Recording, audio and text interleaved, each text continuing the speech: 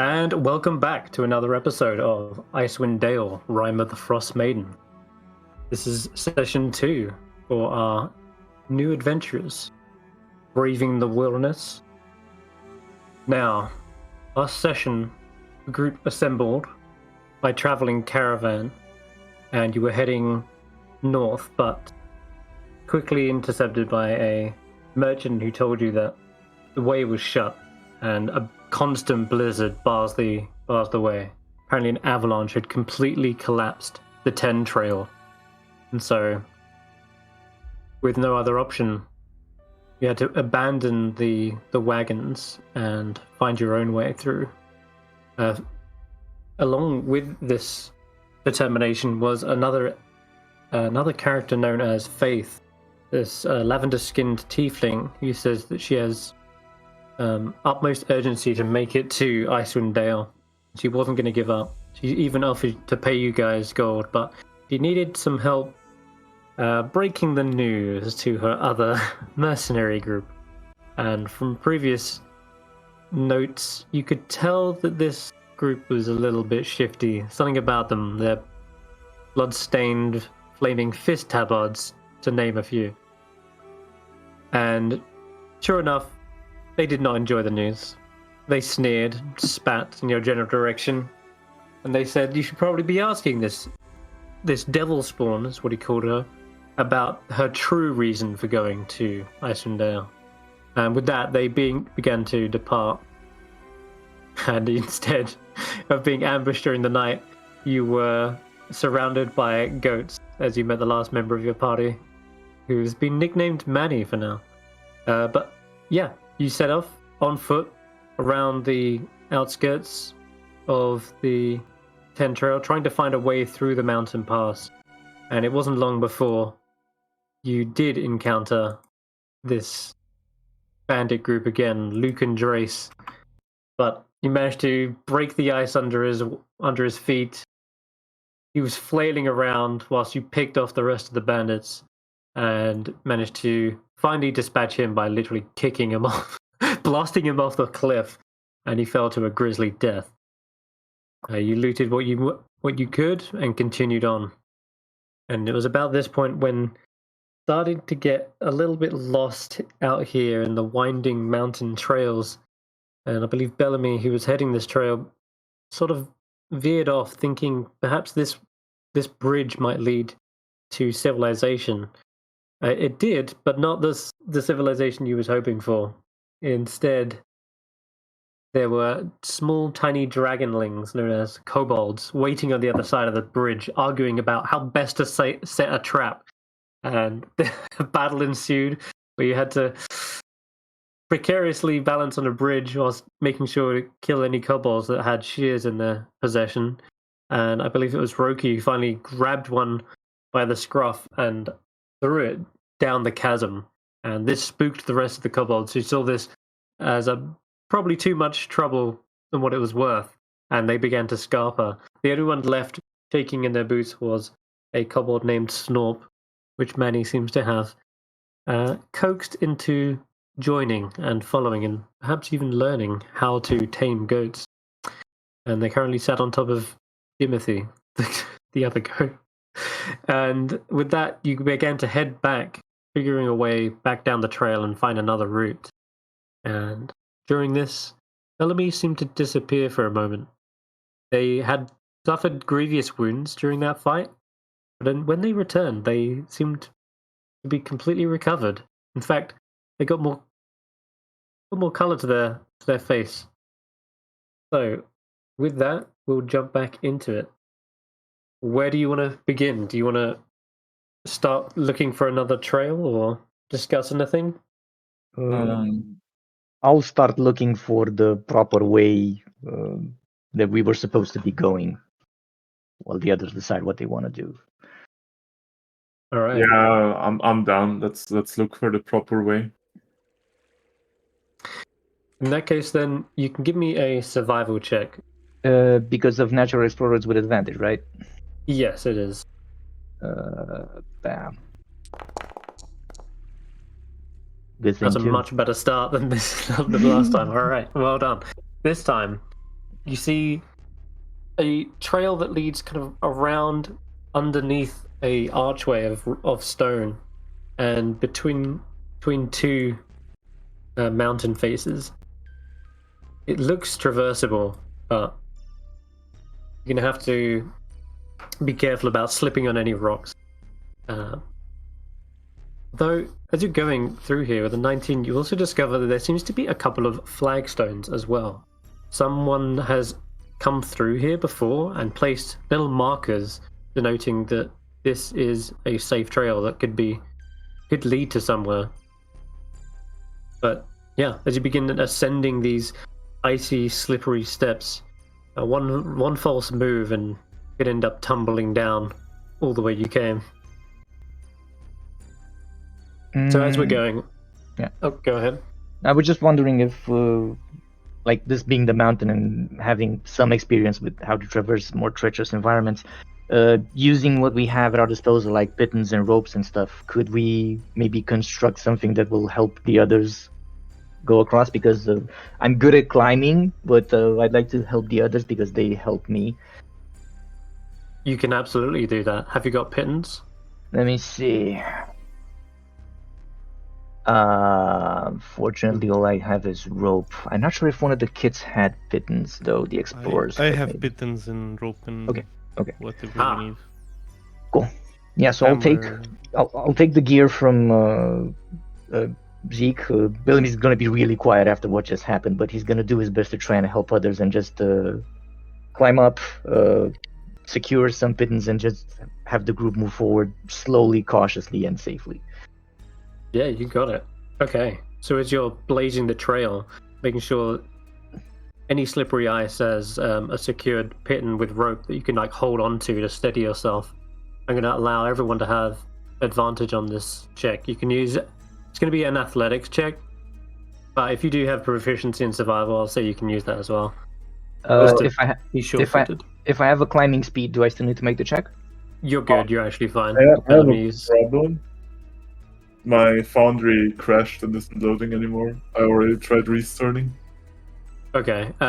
Sometimes it does take a while, but it might be because when you got like crashed, as you try to log back in, it thinks you're in, and so you're stuck in a limbo. But it does resolve itself eventually. You just have to keep trying. Finished loading, but I only have a black screen in my browser. Okay. Yeah. Do one more refresh and then just leave it for the time being. But don't worry, there's no battle map right now, so just theater of the mind for now. But I will roll for you if you allow me. But you've got advantage on these checks thanks to Bellamy's blazing the trail here. So we're all rolling survival with advantage then?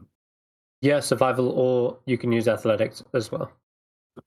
Oh, athletics. Roki's strong. Athletics. I'll trust you to pick the right one for me, but I think the best one for me would be athletics. Really? It's actually survival for you. You got +2 to that. Yeah. And it looks like I'm a strong wizard. Let me tell you that.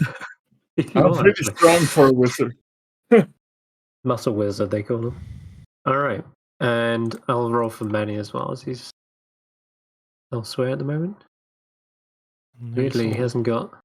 I'll use athletics as well. I'll just follow along on the stream until this has resolved itself, I guess. Yeah, that works. He's not even here and he's getting a 20. What's that about? The DM's curse, a blessing, I don't know. And I'll roll for faith as well. It was a little bit exhausted. It looked like everyone's doing good except for Stef. Typical. I think this is what happens when I roll for actual players who are present. Dragon. I mean, that's looks 14. Come on.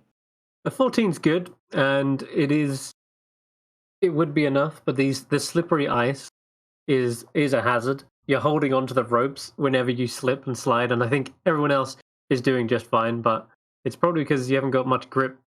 You need some better footgear, like crampons would absolutely resolve these kind of issues. And unfortunately, you've just got like scaly. Are you wearing boots on your claws? I don't know. I think I don't it know. was, I don't think there are specifically boots in my character sheet. Just traveler's gloves and whistleblower. yes. So you've kind of got these slippery, scaled feet that just slide around. It offers no grip, and as a result, you do slide around, battering yourself against the wall a few times. You don't fall. It's not like a tragic, like, oh god, he's gone off the edge. But instead, I'm just going to deal 4 bludgeoning damage. Okay, well, apparently it is a big deal. For a wizard, it is. There's occasionally bumps and slips, and you kind of like hit your shin on a hard side of a rock. Sometimes you slip and end up careening into a jagged bit of ice. And over the course of this hour-long trek, you've suffered 4 points of bludgeoning damage. But you have made it to the top. And As we make it to the top, I see Steve like hurting himself, and I'll try and go to him. Hey, Steve, you okay, man? And I'll put my hand on him, and even though like mechanically I don't have the spell slots for it, I'll try and heal him, and his veins are just gonna pulse a bit where I put my hand, and I'm just gonna say, "Sorry, man, I'm tapped out. I would have helped you." I mean, Wouldn't have taken you for a paladin. Oh no, none of that. But I can maybe try and get people's body to heal themselves. Just it's been a long, rough day. I mean, we might need to rest at some point. We've had 2 fights since our last long rest. We've only had 1 short rest in that time. So I'm sure we're all a bit lacking on spells, and some people lacking on health. On organs. lacking on organs, oh god. Well, it's a good time to mention needing a long rest, as it does actually seem there is a waypoint, a small signpost dug into the snow here. It's almost completely buried, but those with kind of high passive perception do notice this stark piece of wood against the white, and it's pointing in a direction just up and round towards the cliff edge. There does seem to be some foot traffic here as well. You can see snow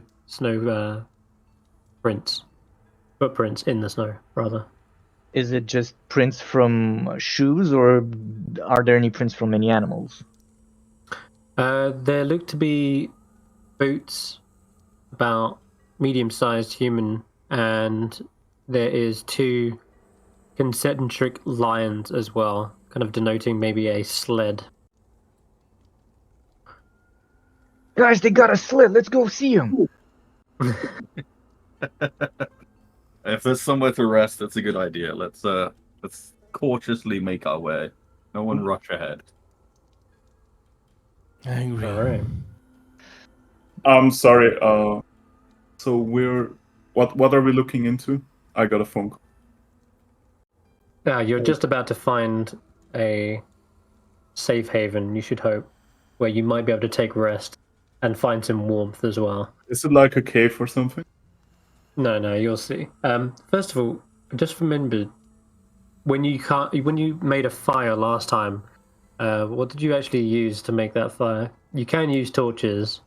I think it was something we needed to mark off, but I think we used torches. It was not a spell. No, so you Yeah. basically there's a tinder box that some of us have, and you gather wood and you use whatever's there to ignite the wood. I mean, that's how I would have done it, but if you guys want to use torches, that's fine as well. Yeah, that's fine. All right. We'll say for now you probably did that because there were an abundance of trees nearby. Next time, if you want, you can set up just a small little campfire. It takes about 5 small wooden torches. That's enough to warm 1 player, but a campfire would need like a big, plentiful amount of wood. So you'd need to like carry that around with you as supplies. In an emergency, 5 torches can make a small fire for 1 person. Okay. All right. So as you round this corner, there does appear to be a light in the distance. And you can see there is a stables up ahead as well. In fact, there is actually a map for this. Let's go to this one.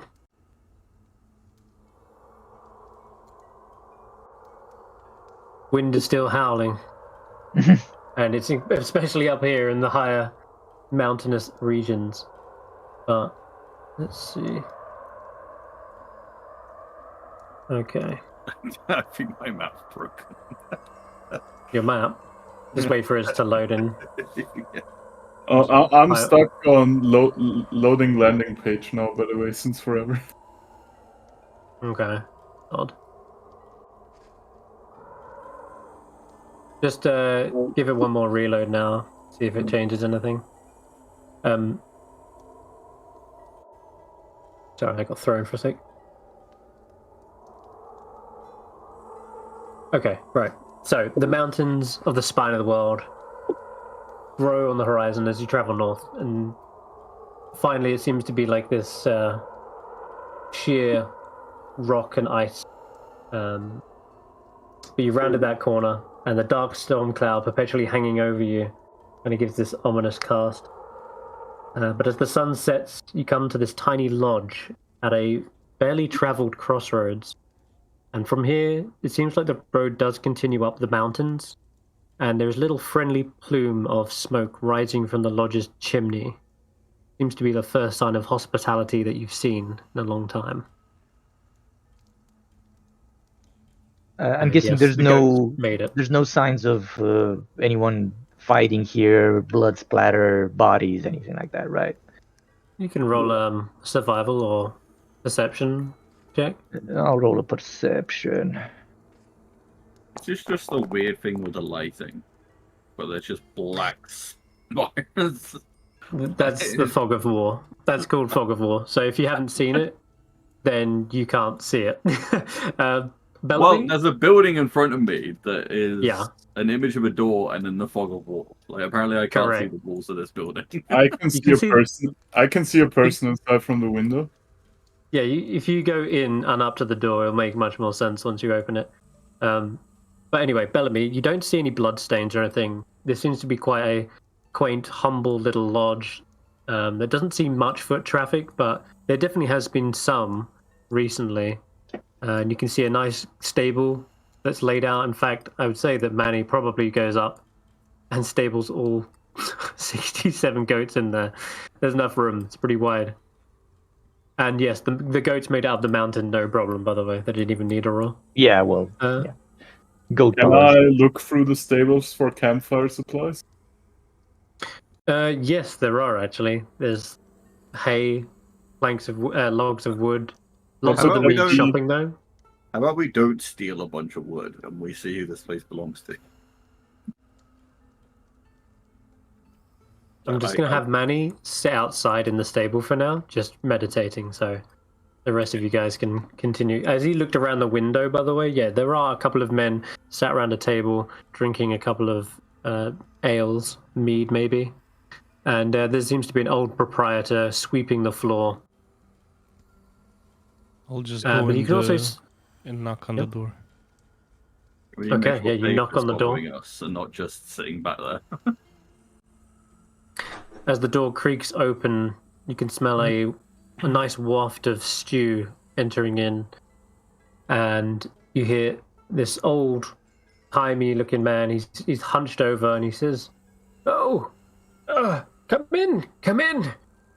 We don't get many visitors or travelers lately. Not since the mountain pass closed. Where Yes, are you we going?" We are following the path. Welcome, I'm Jonathan Brid, and Ezekial. the stooped man heads over to the kind of side hatch and says, "Hold on, opening doors which you can't reach. If I turn on arm's reach, it means you respect. can't." Oh, okay. All right, I'll let you off. But he probably opens it anyway. It says, "Anna." He looks back around. 4 more bowls of stew. Can you bring Faith with us? Yes. Oh, 5. Make that 5. She's not just stood there at the end of the map in the cold. No, I'm keeping her up. In fact, actually, that's the time I can. Have I got follow on? I do. Okay, so there's with a token, you can actually follow another token. If you select, That will follow me then. if you select your token and then hover over another and press F for follow, and now you'll see when Bellamy moves, Faith should move around with them. It's pretty handy. But yeah, as you come in, you shake off the snow, and you find there's one fire burning. Several working men drink at a table. They seem to be eyeing you, with suspicion and curiosity. And there's a leather-bitten older woman lounging in one corner, and her lean limbs seem relaxed, but her eyes are very observant. She seems to be watching you all as she sips from a tankard. And yeah, so Brid is counting heads. Is it just the 5 of you? There's one more in the stables. And we have some goats, but I don't know if that figures into your question. Oh, well, I'm sure there's some hay they can help themselves to. Oh, well, hey yourself, sir. Good to have some sense of humor in here. Spirits have been down lately, and it's been hard times on all of us. Hard times? Excuse Why? me. The winter is never ending. It's been years since we saw the light of summer, or even the sun for that matter. The Dale seemed to be cast in some sort of spell. It's meant that we haven't been able to grow crops. Not even a single flower has bloomed. Which means mead is also running low. How do you get food up here then? It seems like a difficult place to get food. Can I do a perception check on the stew? You mean like an insight check? Insight is what you want? Sure. If you're reading this guy. No, I want to look at the stew because he says there hasn't been a lot of meat lately. I want to check if there's something funny in meat like the drink meat. Yeah, since flowers, you need pollen to make honey to make mead. Yeah, I thought meat, so I'm already on the track that they want to eat us. Ooh, okay, well, in that case, yeah, you might as well give me an insight. Can I investigate the stew? Or... Yes, sure, investigate the stew, roll an investigation. And in response to you, Roki says, well, there are still animals that are some game, and you're so hungry, Stef, that you don't care about the stew or what's in it. The smell is intoxicating, and you probably dive right in.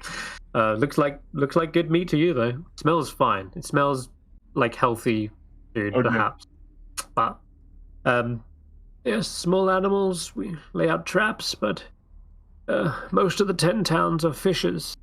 Unfortunately, we're not near any rivers here, so we have to survive on what's left. But I don't know how much longer we can last. You're right to be questioning, though.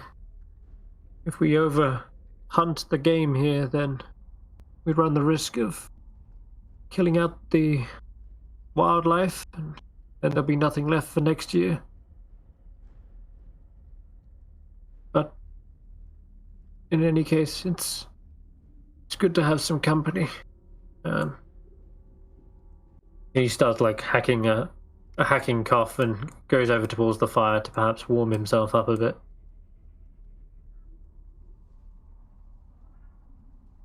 Oh wow, that's. If What's you're planned now, bro? Oh, is he still talking? Yeah, he actually does ask. Actually, where are you heading, by the way? Just further north, or to the 10 towns?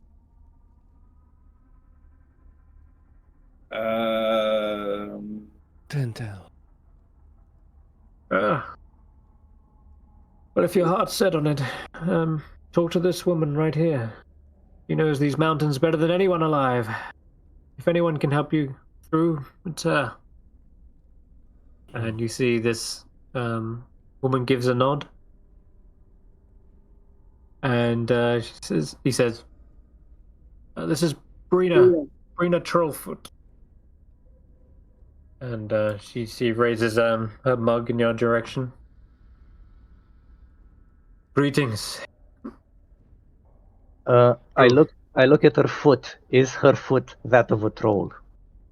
It does seem to be extraordinarily larger, but maybe that's just because they're like fur-lined boots, and they're big and splayed out such that it almost acts like a snowshoe. And she says, I know these mountains like the back of my hand. What the old man says is true.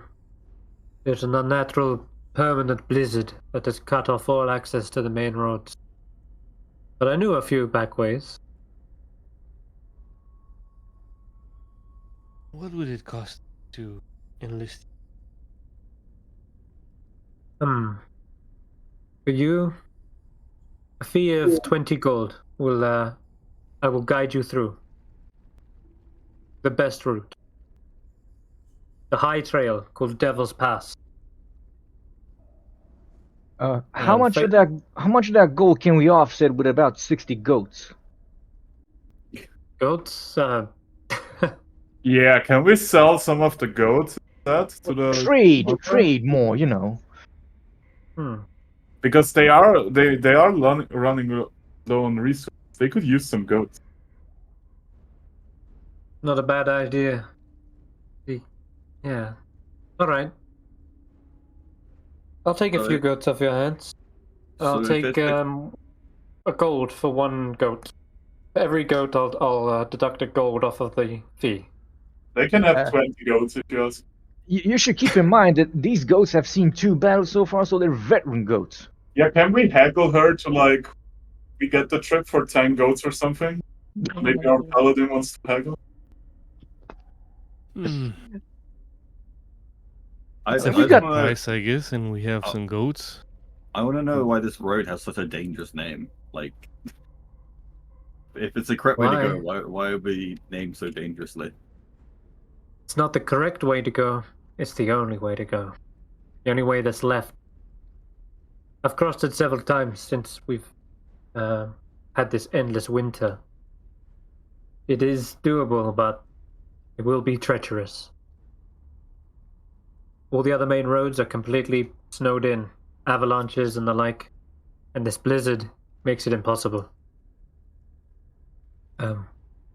If you want, I'll take 10 goats, but maybe some gold on maybe half and half. That sound fair? And Faith at this point does speak up and says that, look, I'm happy to front whatever it is. I did say that I would offer to cover our expenses, so it's not a problem really. Maybe Manny wants to keep his goats, I don't know. Quite silent, so it's a little bit hard to tell. But they're not his goats. They belong to the land. Oh, right. Well, in that case, who are we to trade them? Fair enough. we have the money. I was just saying that maybe we could give the goats a master, though maybe this lady here is interested in the other use for the goats. Yeah, we could give them the goats because that would also help them. They seem like nice people. I would prefer gold, but Faith says, yeah, I'll pay for it. It's fine, honestly. She does step up, heads over towards the fire, warms her fingertips before reaching for her purse of coins, and she brings out another 20 gold from her stash. And let's just check the old passive perceptions. Yeah, Bellamy, you notice the other men at the other table. They do seem to be eyeing up this exchange as soon as the clinking of coins is heard. I'll signal Ezekial like the same sign for trouble and discreetly point at the men. I guess Ezekial will just go to the closest man and say, "Gentlemen, are we going to have a problem?"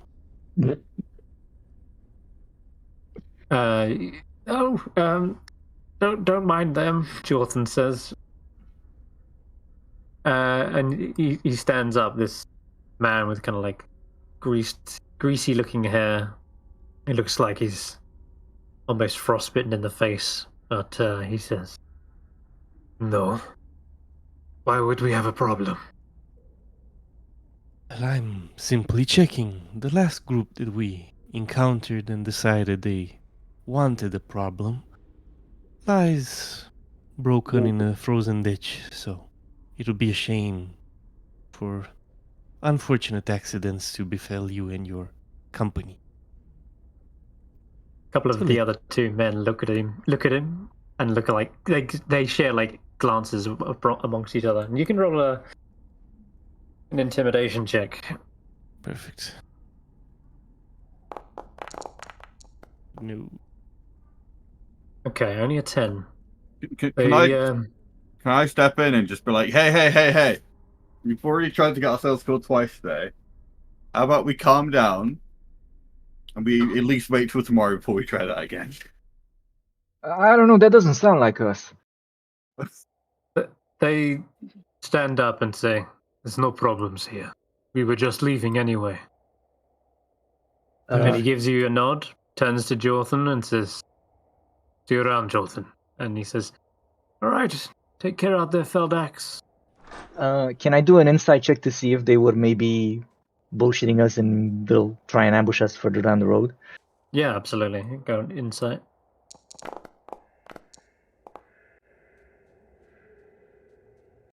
They do seem to be leaving suddenly after an abrupt little exchange. And you can see that they're not really armed. Like, they don't have weapons or anything, except for one of them does have a what's it called? Like a sap, like a small sap on them. Is that like a slingshot? No, it's like the blackjack. Yeah, like a little club. That's it. Yeah. That's it, like a little club, yeah. And he seems to be gripping that quite tightly. You can tell by his white knuckles. And they're clearly not like armed for an exchange or a bout right now. But they are walking off quite briskly, and they're looking around at their surroundings as well. Maybe even looking around at the stables where your eyes follow his, and you can see there's like a woodsman's axe stuck in a stump. But they quickly close the door after that. Ezekial would just eye them go, and then he'll turn to Roki and say, "Priest, it is not my intention to hinder our progress, but to prevent danger. We're not in the cities anymore. Different laws apply here. But if you want to learn something today," I pull out a gold coin. "I'll bet you this gold coin they will meet those guys again, and they'll end up at the bottom of a ditch." I'm just trying to say, let's try not to look like we're going to be a problem or start a fight with anyone.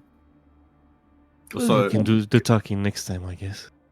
I prefer swift action rather than waiting to be ambushed or taking advantage of or revealing too much information. I think let's also try and not make ourselves a target.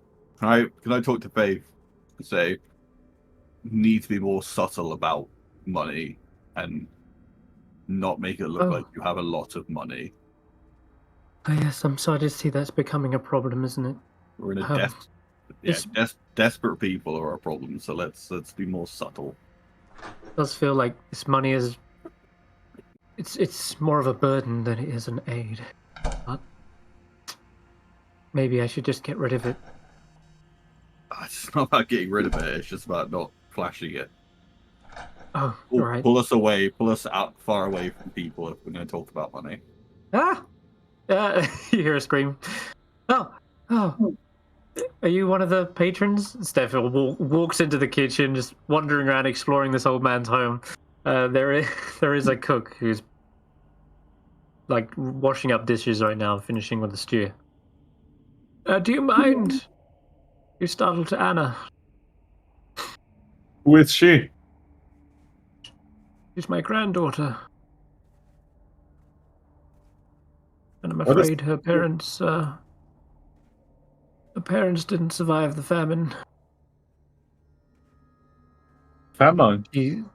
Famine. Yeah. Hunger has gripped us all. She came to stay with me after a precarious travel. I'm the only family left of hers. He says, it's okay.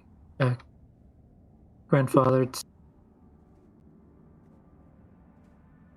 you don't need to bother these strangers with our troubles. Any dangers in... What troubles? Now I want to know. He means the famine. The famine, I mean. Well, we could spare some goats. I'll grab Steve by the hand. Steve, come here for a moment. Hold on. Come back here. Let's sit down. Let's enjoy the meal, and let's let the people talk and see what we're doing. You hit your head a bit hard on the ravine back there. It's fine. He does this from time to time. He wanders, and I just point to my head like. Well, I did spy into that room over there. Can I do a perception check and see if there was something suspicious in there? Yeah, sure. Roll a perception check.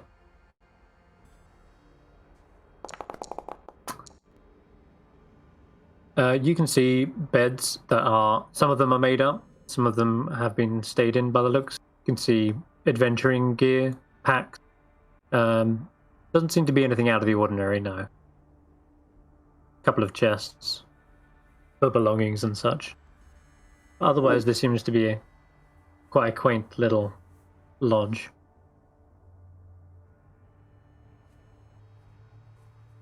Okay, Ezekiel, sorry, was you going to say something as well? Yes, I was going to ask the old man, are there any dangers that we should be aware of in this area, other than the famine? Yes. There are bears, crag cats, and even the occasional kobolds. There might be a kobold in the stable. Don't worry about him, though. There's a what? Sorry, I'll have to speak up. I'm hearing's not all that. One of the goats in the stable has a kobold riding it, so please don't be frightened by him. He's not a danger. A kobold riding it? Is that some sort of disease? What do you mean, like literally riding it? Yeah, literally riding the goat like a steed. He looks out the window. What the? Oh, okay, that's a lot of goats. What on earth? just so you don't get scared later on or think you're in danger. He is. Can we give them some goats? I feel sorry for them. They're full of common. I think Manny would also probably be open to the idea. So yeah, if you wish to give them goats, yeah, Can go we give ahead. them I'll 5 say goats, guys? They have been so nice to us. How many is the right amount of goats? 5. Let's give them 5 goats. There are 5 people, right? There was, yeah. Well, I mean, we can see if could we see if any goats volunteer? Like, hey, who wants a new home? This place is warm.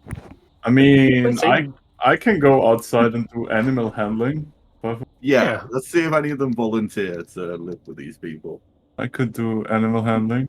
Or is anybody of you better at animal handling? Animal handling would be great. I think that would work. Yeah. Just to make sure you can tie them up and... I mean, they might not just kill them. They might use them for, like, milk. And what I'm thinking. 17 is a good roll. It looks like you're able to safely handle these goats without them kicking up a stir, and you can tie them up in the stables without them trying to run off. Yeah. And Manny just sits quietly here. He doesn't seem to stop you. I would say that he's probably just conversing with Snorp. Yeah, I would just like as a sign of like gratitude for providing us shelter, that we will leave them with 5 goats so they can stave off the cold a little bit longer, or the hunger, whatever it may be.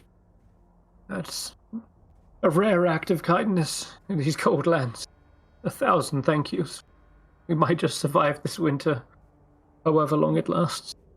I suggest you cut them up fast, because if you cannot feed them, well, you're gonna have 5 dead goats. Right, you are. Well, anyway, now that we finally made some friends instead of enemies, how about we have some food, get some sleep, and prepare for whatever happens tomorrow? Sounds like a plan. Yes, we have spare beds. Do we get a long rest for our... Hold on. So I'll ask the old man. Sir, what do you think the chances are of those guys just walked out of here with their tails between their legs returning? What, Feldex? It's desperate times. I've seen people I thought were sound of mind and generous people. They've turned to selfishness, and it's dark times. People I thought I knew have changed. Yeah, so they're dicks. So what I'm saying is, let's keep watch while we rest here for the night. I'll take the first watch. You guys can then decide how you want to do it. I don't think we need to watch. I don't think they're going to cause us trouble here. I think we're safe until we leave. Well, sure. I'm going to take the first watch anyway, and just wake me up 2 hours later. If any of you want to help with that, sure. Otherwise, it's all I can do because I'm dead tired myself. I'm just going to sleep. I think it won't be. It's not smart of them to attack us here. If they're going to do anything, it's after we leave. I'm half bludgeoned to death from the climb. I'm going to bed. All right. How do we get to lay the bed? down? See to your wound, and they're just through the kitchen. Through the Marina kitchen? kicks. Oh, okay. Yeah, Marina kicks the door open for you. All right. Good night. Oh, so 4 beds. See you in the morning. There are 4 beds. Yeah. Is it a long rest or a short rest? It'll be a long, because you have the warmth of an interior. You have beds. It is a shelter from the cold. This will give you a long rest. Faith says, "Oh, it's fine. I'll take the floor," and she lays out a bedroll. So who's snuggling with who then? Top and tail, yeah. Yeah. I'll go sleep with Roki. Okay. I'm up for it. Let's do that long rest. Brina just seems to sit comfortably in her chair. It's got like a little futon that she rests her legs on. You can see she kind of just leans back, closes her eyes. She's comfortable. Wait, how do you Bellamy, rotate your thing? Oh, if you hold Shift or Control and then the scroll wheel whilst you have your token selected. Oh, yeah. There you go. Face in the pillow. All right. With that then, Bellamy, you keep an eye out. Give me a perception check as the watch goes by. Yeah, I'll just do like 2 hours because I want to get to rest as well, but I'm just curious if something turns up. I'll even do some patrols around the house, but not enough to get me frostbitten. I'll use the warmth, but I'll keep an eye out for anyone approaching from where I saw the guys leave. It is on the 2nd hour. You do see something prowling around in the dark near the tree line. And with an 18, you can see that it's kind of low to the ground, camouflaged with the white, but its eyes reflect in the light of the campfire or the hearth. It is some sort of feline creature that moves with that stalking motion, but it isn't looking at the lodge. No, it seems to be keeping an eye on the stables. Goats. Not to mention, yeah, it is seemingly hunting these goats. I know Manny is out there with the goats. Manny can protect them. I'll just step outside. I'll light a torch, and like just to try and show it like you would an animal that it would be way too much of an effort. It's not worth the prey to go within, like to actually fight 2 humans just to get goats. I'll try and discourage it, but depends on how desperate it looks. So that's what I'm going to try and do. So I'm not trying to fight, I'm trying to make this meal not worth its while. You can give me either an animal handling or just straight up intimidation. Yeah,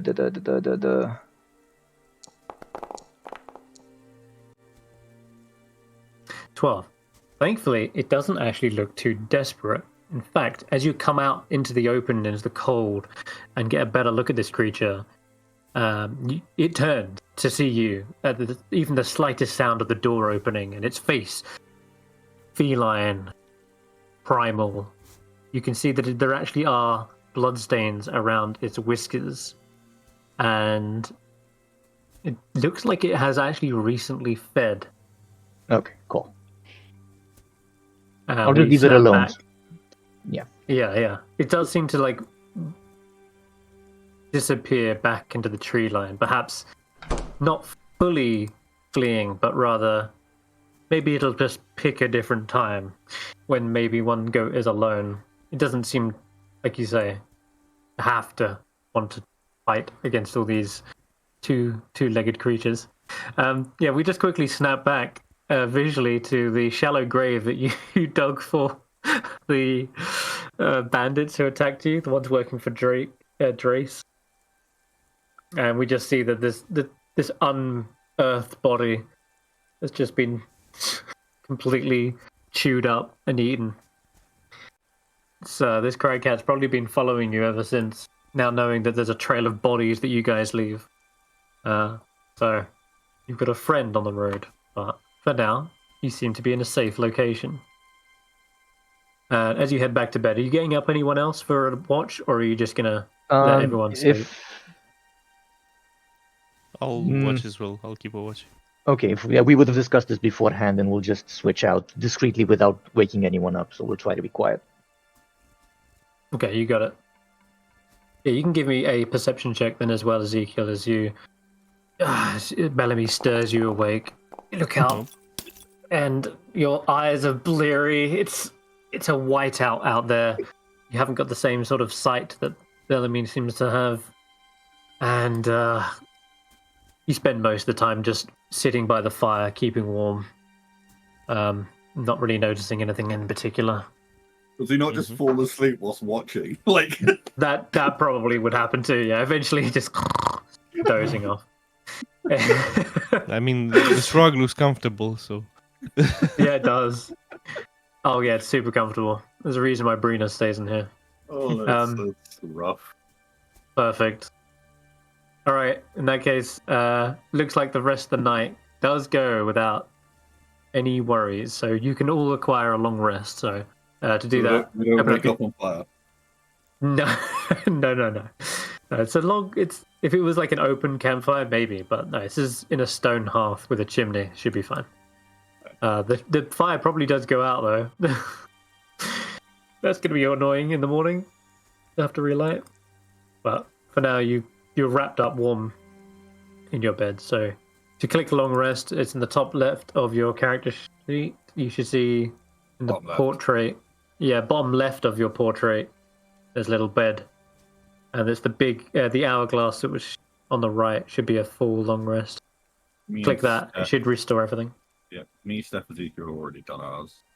Oh, you have? Okay. Yeah. Oh, yep, so you have. All right, perfect. A bit impatient. You did jump the gun there, but that's fine. It's no problem. We'll try to do it next time. Yeah, because something can happen in the third, fourth hours of the night, and will interrupt a long rest.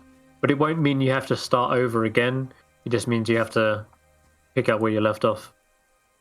Okay, so morning rituals. Anyone doing anything come morning? I just get up, and given that these people have been so helpful, I'll whoever's cooking breakfast is already on it. I'll try to help. If not, I'll try and cook us some breakfast with what we have here. I'll ask permission first, of course. Yeah. Jonathan is already up and relighting the fire, and Anna says, "You can help me cook something up. Sure, what do we Maybe got? one of those. Well, maybe one of those goats. Roger that. Right. I'll go and grab a goat. Let's check on Manny and the ghost, see that everything's okay out there. Yeah, Manny has not moved since you last saw him in this meditative state. He almost looks like a statue, with almost like a. How is Snorp doing? Snorp is used to the cold, but I will say that he's probably built a little shelter of hay, and is intermingled between all the goats for warmth. But he's still here. He doesn't dare move. It's almost like whenever he goes to, there's a twitch from Manny, and then the Snorp just slowly lowers back into the hay. Okay, that all seems okay then. Okay. The morning. Brina says, "All right, I'm gonna just get my things. Just let me know when you're ready. Have you got the rope?" Someone's got to do Manny's long rest. You can do that for him. Yeah, I will do. Yeah. You have rope, I take it? We got rope. A few of us should. Good, you will need it. I notice a couple of you are not well equipped for the cold. No, we are not. That is a problem. You will perhaps likely freeze to death before you make it to 10 towns. Anywhere we can get some furs around here or something like that? 10 towns, absolutely. There are many shops who sell furs, even blubber insulation, but out here, it could take you days to make some. Do the people thinking. who left, were they wearing the proper equipment? They're wearing cold weather clothing, yeah. Oh man, god damn it. Well, there is a shore location where we know we can find some clothing. What? Sure, let's go get it. Where we going? I have a feeling we'll meet up with them on the road. Oh, well, free clothes, neat. Let's. Can we not plan to kill people? No. What happens when people plan to kill us? Self-defense is fine. I don't think we should be, especially in front of Faith, planning to kill anyone. Well, then you just call it planned self-defense, right? To be fair, it was just, I guess, me and you who killed somebody last time, or not? I think Bellamy killed somebody. Well, wow. Just as a note for how we're preparing, would it be possible to ask the old man for some blankets that we could use it as cloaks to somehow guard against the cold until we find a better solution, or do you see desperately? Yeah, I think I'm out of trouble. Yeah, I'll get to that in a second. The man seems, he seems a little bit hesitant, almost as if to say, like, all that he's got is what he uses himself. But there's almost a point of hesitation where he says, "You might be able to take mine." And before he can offer up literally the shirt off his back, Stef has opened up the door in the lodge and walking up the trail towards you. There are now 6 men. This time they are armed. They have woodsman's axes, clubs. A couple of them have crossbows as well. And they approach right up towards you, Stef. Did I tell Faith to go back to the bedroom? Yes, you can. Yeah. Oh man. Anna is also sort of similarly like, what's happening? Faith says, come with me, please. Let's stay safe. Can we try talking to them first, please? Of course, well, yeah. I'm the only body that's near them, I guess. You can hear the men outside, this crunching of snow as they approach. And Stef, you're standing on the porch as Feldax walks up to you. Open this door and get out? Sorry. Am I able to like stand behind Stef to talk, So are we like in initiation or something? I was No, we're about not. to say, do I have to initiate conversation with them? Can I just run inside at the side of them? You run. I Run can't inside. stop you. I've asked you not to fight them, but I can't stop you doing anything. Like I won't physically stop you. I'm asking the game master if I actually have to talk. What if I'm shy? You don't have to talk to them. No, if you want, you can go back in and close the door if you like. I just like saw them basically come up, went inside and told the guys that there is trouble on the way. You got it. Oh. Hey, look, warm clothing. Yeah, we found some. Can we just talk to them before we fight? Before we kill them, yes. Hey, you! Go ahead, Stop right there, and we'll kill you. Think about all the experience we're getting for killing those guys. Okay, does he react to us saying this? No. He strides in. In fact, if no one's barring the way, he actually does filter in, like nonchalantly, walks up to the table, and he doesn't drop the axe, but he kind of like rests it on top of the table, like with the axe denting into the wood. And a couple of the other men walk in as well. It starts to get quite crowded in here. And that's when he does begin to say, "Good morning, everyone." Good morning. Is everything okay? It is a bountiful day, I would say. You brought every person you knew here today?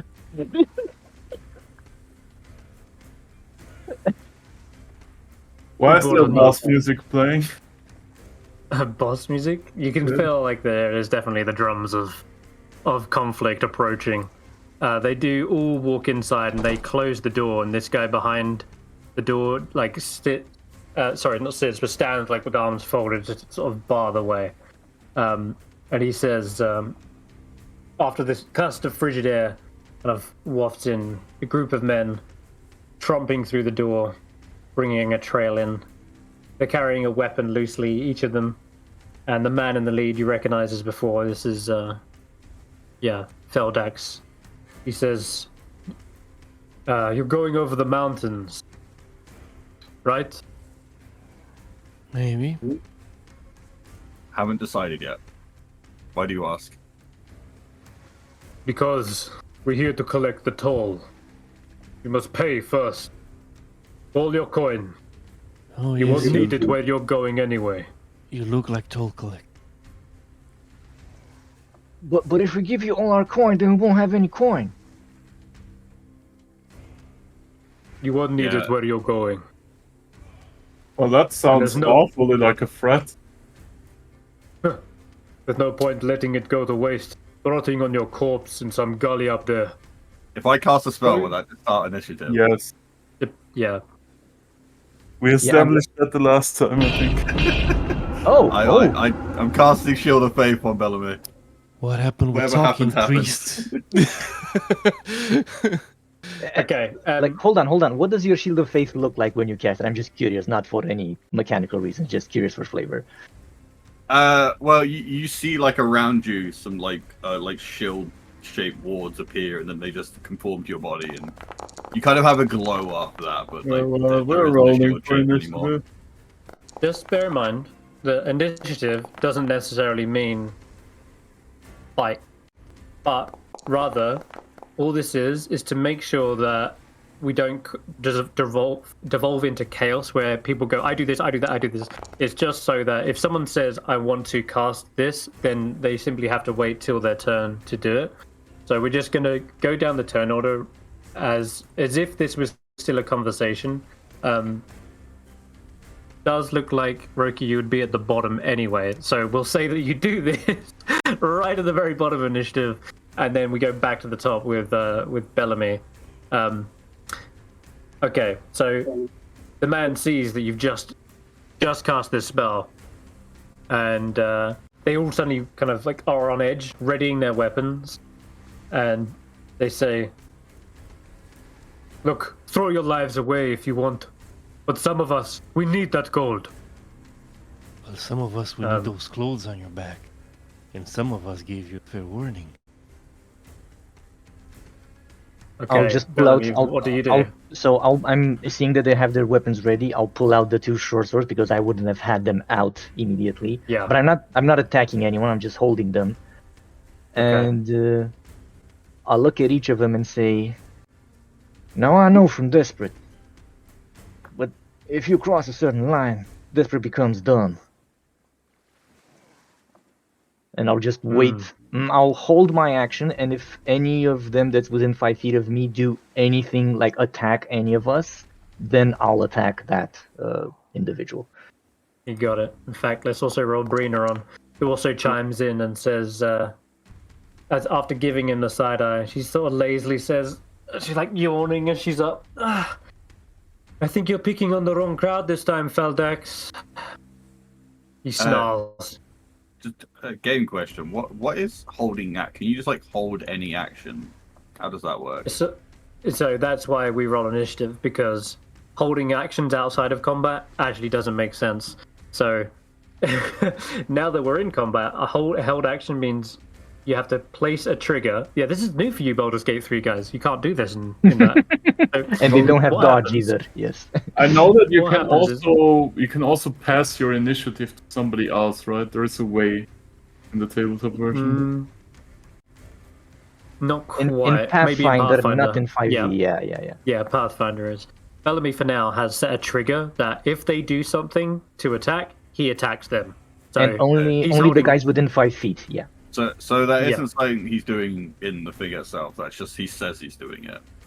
What happens is it uses your action and your reaction. So that's what he's spent right now. And unfortunately for marshals, they can only make 1 attack when they do that. Okay. If there's a spellcaster saying, "I want to hold a spell," it actually also requires your concentration as well. So that's something to note. So if you were concentrating on something already, then you would have to drop that to hold a spell. Okay. Correct. So with like the virtual tabletop, it's just something with verbally saying it. You don't have to press. That's anything. right. Yeah, okay. Nope, don't have to press nothing. Just keep that in mind, and the player knows when something's going to happen. They're waiting with their swords drawn. They know when something's about to happen. It can make sense why that's not in Baldur's Gate. Yeah, he just makes his action into a reaction, basically. Think about it. Yeah, I've heard that's one annoying thing about Baldur's Gate. That thing where you can like save dice rolls and then use them whenever is the worst thing in Baldur's Gate. Right, so let's go to Ezekiel. What do you say? Alright, my turn. I will ready a strike on the guy at the door in case they want to start something. So I'll ready an action to hit him in the face in case they start fighting. And I'll just try to intimidate them again and say, "Listen, you might be in over your head. In terms of actual fighting capacity, we've got more goats than fingers. So, why don't you get the fuck out before things get serious?" Roll an intimidation. Come on, geek. Ah, man. It is not my day.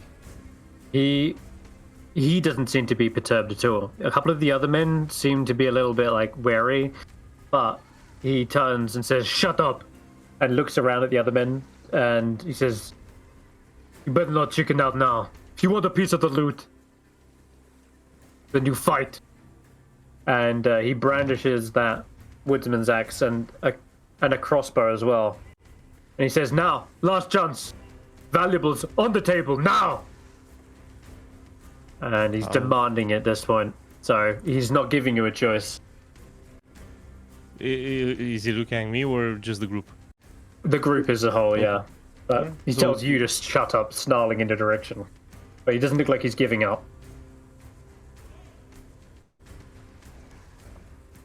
Okay, it is one of the bandits goes. They too will all hold an action. In fact, all 4 of them will attack the nearest target. Brina, she's actually just going to take the dodge action for now. We come all the way back down to Stef, who Feldax has pulled out the crossbow and he's aimed it right towards you, Ezekiel, so he's holding his action specifically to shoot you. Other than that, Stef, what do you do? It's really a complete and utter Mexican standoff. Or an Icelandic standoff, I guess. How do I shift my template around again? Oh no. Oh no. How do I turn my template? Okay, so shift and mouse wheel. Are you dragon breathing? Oh, okay. Well, fine. I feel for this. I have a good breath on 4 here, guys. I'm just going. Is that they're gonna like swing at Bellamy the moment you do this? No, they might swing at Stef now, because he's the one who's actually gone for the attack. So same Only with one of how them. everyone. Sorry, only one of them I can think use that's- their reaction to hit Stef, though, can't they? Yeah, you said the nearest. One can hit me. That is... Yeah, they've got a couple of ranged weapons as well. But yes, you're right. One can hit Stef. Okay, let's until their turn. Anyway, yeah. Sorry. let's resolve this down the turn order. Bellamy, they go to attack Stef, provoking your held action, so you can Okay. attack one I'll of these attack guys. the one nearest to me, so that'll be just a short sword strike. Let's Okay. slice this. Oh. He's already mid-dodging out of the way of this blast, and as he's ducking out, you unfortunately swing round and don't connect. All right, my turn. Okay, Ezekiel. They are going to swing. So I'll your target held that action guy at goes the off. door. Yep. Maul him in the face. Nice. Hit. And with Crusher, I can. I think I can move him 5 feet to a. Oh, he needs to be Yeah. a space next to him. Can I change it to attack this guy then? I think they're the same. You can, yeah, if you would like to do that, yeah. Yeah, I would like to do that because I want to use Crusher to move him right here between me and Bellamy. And like cinematically, I Oh, just wow. take him over my head and then just slam him into the ground next to us. You got it, yeah. You go smashing into the table, stumbles over one of these chairs, and like almost falls down completely, but like he's bloodied on the head. He's probably going to have a concussion after that. And I think I 100%. staggered them or something, or what's the... Yeah, you staggered them. So staggered basically means they have disadvantage on their next ability check. That's skills. So not saves, just skills. So if you wanted to grab him or pummel him or whatever, yeah. Anyway, okay, so this guy's already pretty much dead, but that's your held action. Okay, the others, So Stef, your blast hits this guy right in the face, grits his teeth and swings straight towards you with his mace. Oh. Oh, he only gets 1 point of damage. Why am I still using dex? No, strength. Oh, they're really not that strong. Wow, okay. Well, you take 1 point of bludgeoning. You are staggered, which means your kind of like bell is rung a bit from the swing of this mace. Hit up against the wall, knocking the shelving over, books and like planks of wood go flying. Okay, that's his held action. This guy, he's gonna go for Bellamy. He has just a club. That's gonna be a miss. Yeah. This guy took some of the brunt of the blast as well, and he's kind of staggering around. He looks a little drunk in this moment as he swings. He's easily parried.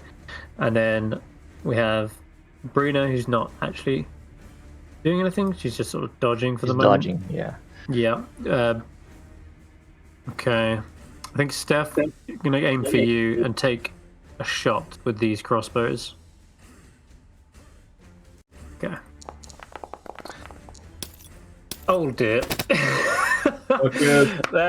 That is so bad. He goes blasted back against the wall, similar to you. And as he turns the crossbow and fires, it looks like the breath actually knocked the arrow or the bolt out of the gutter of the crossbow. So he just twang. He looks down at it and nothing's fired. I I have a question. We're still doing their turn. Okay, good. You got these. I just wanted to know, is disengage a bonus action that I can still do later? No, it is an action. Unless you're a rogue or a monk. Okay. You can, yeah. Okay, so this bandit right here. He's staggering around. Pretty much on death's door. And we'll take a swing at you, Ezekiel. Mm-hmm. Got a scimitar. Oh. Yeah. That's a crit. Oh! He tries to slice you in twain. You see, this blade cuts down your front. Blood splatters across the front table here. All the clean cloth that's just been laid out is now completely painted. And he just says, "Damn it! You should have just given us the money!" Feldex is the... Don't worry, I'll put 2 coins on your eyes. Fire at them! Kill them all! Fires at you, Ezekiel. That's gonna be a miss. He's panicking, just seeing like the immediate chaos just ensuing, and a bolt just fires straight away into the window and shatters it. Stef, that was your action. So we're finally at the bottom. It is Roki's go. No, wait. I can still move, right? I just didn't. Oh yeah, you can. That's true. Yeah. If you want to move, I will you can. risk provoking an opportunity attack. He used his reaction to attack you, so he doesn't have his reaction anymore. True. Then I will move back behind this strong barbarian lady. You got it. She's drawing her hand axes at the moment and saying, I really didn't want to get these bloodied first thing in the morning, but... And then it's Roki's turn. Okay, Roki, up. Yeah, so since I initiated the combat with a bonus action, does that affect my first turn? Like, or do I still have an action and a bonus action? No, I just let that fly and you got that for free. Normally what would happen is we roll initiative and you wouldn't have got to do that bonus action until now, but... okay. I actually gave that to you for free, so now you have an action and a bonus action. Oh, nice. Okay, well, I'll start by swinging a mace at the guy. If I hit a 20, can I knock him into the guy behind him? Might just kill him if you hit a 20. Man. 6 is down pretty good though. Still hits. Okay, And he is staggered though from that. Oh wait, no, he was already staggered, I think. We also hit Yeah, no. all the other guys for 6 damage, by the way. No, you just hit the one. No, the thing says hit on all of them in the chat. With a breath. Yeah. That was That was that your with the breath. Yeah. Bandit fails, Scroll- bandit fails, spell fails. Throw down. Is that all your? If that's at the bottom of your chat, then you might need to reload. But trust me, it only hit I'm one. talking about the lightning breath weapon I did earlier. Oh yeah, that hit 4 of them. Yeah. Okay, so under the damage, it says apply active effect. Do I press that, or has it already been done? no, you don't need to do that. That's only if you wanted to add staggering to something like this guy should have staggering, so I just gave it to him, whereas this guy doesn't at the moment. So I should make that. Turn that off. There we go. Yeah, don't worry about that. It should be all fully automated. Okay, so you wanted to like smash this guy into the other one. He kind of stumbles back into him, but there's not enough room for him to like physically stand there, so he's still kind of blocking the door, unfortunately. Is shove a bonus action? I can't. That is an action, or if you have something called multi-attack, like fighters and barbs, then you can, in place of an attack, make a shove attack. So you could still get one swing and then a shove, but no, I'm afraid shove is not a bonus in this. I don't know if there is any. What are the bonus actions you can just take? Like, None. in a fight? You would need something that allows you to have a use of a bonus action. Yeah, Okay. I guess that would have to be the end of my turn then. Okay, cool. You could also move away if you wanted. This guy did have a held action. It's gone. If you wanted to move, that is. If you don't, you can stay there. I don't want the people next to me taking more hits. You got it. Bellamy, I was telling like you still have a chance to fuck off. The door's right there. Can I actually open the door and tell him you still have a chance to fuck off? Sure. Can I be loud in hopes that Manny hears us and helps? I want yeah, to kill Manny. them. They Yeah. fucked with us. Nobody fucks with the gang. In typical Manny fashion, I will say that he simply approaches. He's standing there in the way. Where is he? He would have gone like here. So yeah, he's just standing at the door. So as you open up the door, Manny is standing there. Wouldn't Manny have attacked them too now? Because No, they did no. violent acts, right? He'd have had to dash together, so no. Okay, Bellamy, it's your go. Okay, as Roki says, it's not too late to leave. I'll look at him apologetically and say, "Sorry, Rockshaw, but I think it is." Okay, so let's see. I'll take a swing at this guy with the first short sword. Yeah. Guy's dodging everything. And I'll use my my bonus action to focus on him and do more damage. So I'll use the. Let me see if I can just cast it without expending a spell slot. So. Do these guys not have health bars? Like, do we not have a description of how hurt they are? No. They're all bloodied. I don't know why I didn't come up with the bloodied icon. Oh, remove should that do. 3 because I think it did damage to him when I cast it. I'm not sure. Yeah, it does. Okay. I do. What I've got with Hunter's Mark is you should be able to hit it. Apply it when There you we hit. go. Okay, that's a hit. So an And- extra 3. Now it'll do the 3. Yeah, I removed that 1d4, so it should be 7 plus the 3 above and minus the 4, so 10 damage on this attack. That will drop him. How do you kill him? Okay, so I'm trying to be efficient here because we're in a situation that's not ideal. So with the first attack, I'll try and hit him. He'll dodge out of the way because it's too crowded and I can't get enough momentum. And I'll just bring up the second hand, like he'll dodge into the other slice, and I'll just cut his belly, like right in the middle, and just drop him. But it's a discreet cut, and that's it. He falls back onto the table, like, holding his belly, like looking down, not even realizing he's about to bleed out. Okay. Anything else? No, that's my turn. Okay, Ezekiel.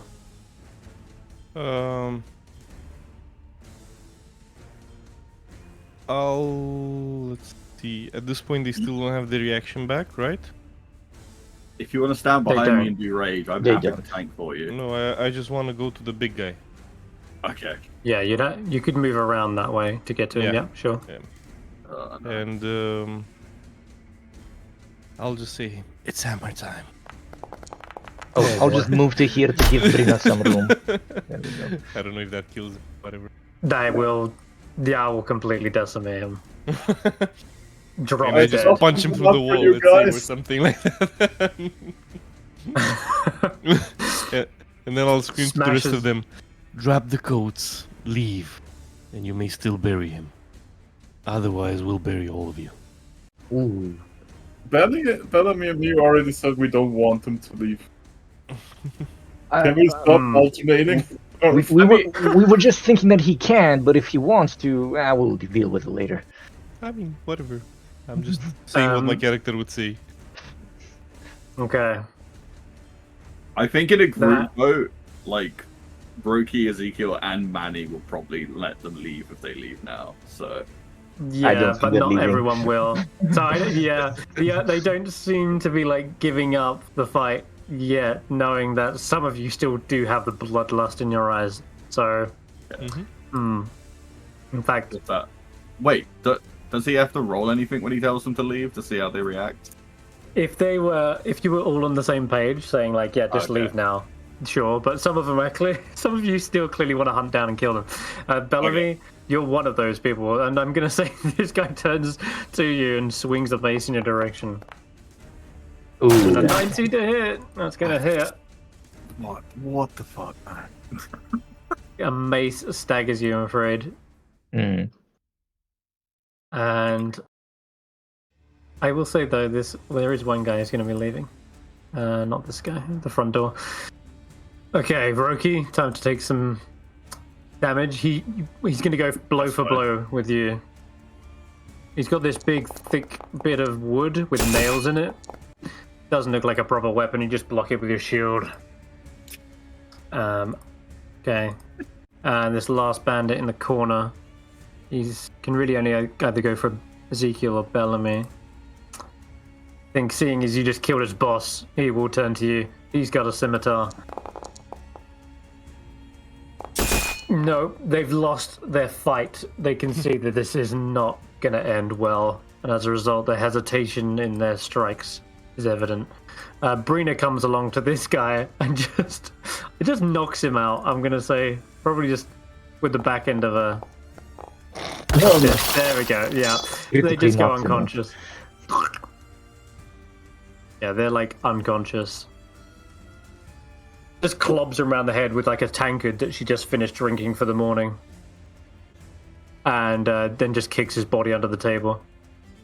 Well, you said you wanted cold weather clothing. I tried not to ruin this one. Manny, he's going to hold an action. Stef, you're up. Let's see here. Can I get somewhere where I can see again? Sure, I'll move 15 feet in this direction. And I will cast Ray of Frost. Oh wait, I had both of them targeted. Oh right, well. I want to target the guy between Bellamy and Kill. You got it. This will take him out. How do you what is your Ray of Frost? Well, it looks like a Ray of Frost. I don't know. It's just a beam of blue energy. You got it. Streaks straight through his head, freezing his brain, and he just collapses to the ground. And then I still have movement left for the turn, and I would like to use that to do the wizard thing and go high. Oh wait, can I not That's go? A wall there. Oh. No, there's a. Oh, but that's 10 feet, path. and that's 5. You trying to you trying to crawl through the fire? Oh, sorry, I missed. I was here, right? Yeah. Then I will just move myself up here. Okay. And then I'll pass my turn. You're all good. Roki, you're home. Wow. It's like there's 2 left. I wish I could believe that knocking them out would work, but I think the only way to keep us safe is to get rid of them. You do what you gotta do, man. Ooh. Oh man. Free. He's still staggering around, looking like he's on his last legs, but still standing. I guess I have to pass the turn then. Okay, Bellamy. Okay, I'll move the Hunter's Mark to this guy with a bonus action. Attack him with my first action. Yeah, let's do that. So going in for a slice. Nice. Wait, does he already have 2 actions? Oh. No, I have Yeah, 2 the attacks first because one. I'm 2 weapon fighting. Okay. Yeah, but if you move it as a bonus action... Oh, there's the rules, yeah. Yeah, Yeah. Isn't the offhand attack a bonus action? No, it's homebrew rules. No, not in this. Oh, You can make okay. Yeah, if you're two hands on 2 different weapons, you can do these. And I'll, Okay, that's good to know for later, I guess. I'll How do you dispatch him? I'll just so I'm trying not to wreck the clothes, so I'll just do a quick cut, maybe on his leg where there's just regular pants to drop him, like just the pain and the blood will take him out. Yeah, he falls to the floor screaming. Ah! Wait, if he can hit with 2 swords, can I just hit some of my shield after using my mace? That They you have to would be need light a shield weapons. master fate. Yeah, they need to be light weapons. Yeah, true. Let me think. In fact, I'll defer to my senpai for this. I'll just put the sword, I'll point it into the direction of the last guy, and I'll look at Ezekial and say, just a rump. Like you would ask for a chicken. And Make your own decisions and live with the consequences. Fine, I'll just hit him. Or attempt to. And this one is... No, it's actually just 2 damage. Because I don't have the fighting style yet. Yeah, you don't apply your... Good shot. Okay, yeah, that's fine. So he's left on... Yeah, he's left on 3. He's not got much left. Okay, so this will just be a quick slice, and the blade sticks in him, and I'll hold him there, waiting for Ezekiel to finish the job. Yeah, he's got this. Alright, I will maul him in the face, but let's say that Ezekiel is a pragmatic man. He notices what Brina did, so he'll try to just knock him out. Okay. I'll do this non-lethally if possible with the maul. Oh, it's just a hit. And you absolutely can knock him unconscious.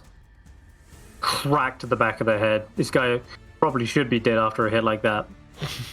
He just falls face first with a thud. And we're going to say that he's just unconscious, but if he doesn't get medical attention, he's probably going to have amnesia after this. Okay, that's going to end combat. You guys did it. Manny's, yeah. Manny simply looks into the interior and gives you all guys a nod, and I'll then start seems gathering. to start wandering. I'll start gathering the winter clothes, like not all their clothes, but just the furs or whatever they're wearing to protect them from the cold, and set them out for us. Clean them of blood if I can. I want to check one of them for shoes so I don't slip on ice anymore. By the way, DM, the Shield of Faith actually lasts 10 minutes unless you homebrewed it differently. No, I just took it off anyway. Like, okay, cool. We're not going to get in a new combat in the next few minutes. So. Are you sure about that? What? Well, unless we hit each other, so yeah. Let's just do it now. I hit Bellamy. I would like to check one of them for shoes or anything that I can use to make shoes for my scaly feet. They have shoes like boots, but they don't have proper snow shoes or crampons. But you have enough here to assemble for anyone who doesn't already have it, cold weather clothing, which will give you +5 against cold resist check, like frost checks. Do we put it ourselves in the sheet where it says cold weather protection? Yeah, type a 5 into there, and also if you just do control space and type clothing, you should see cold weather clothing. You can drag that onto your sheet.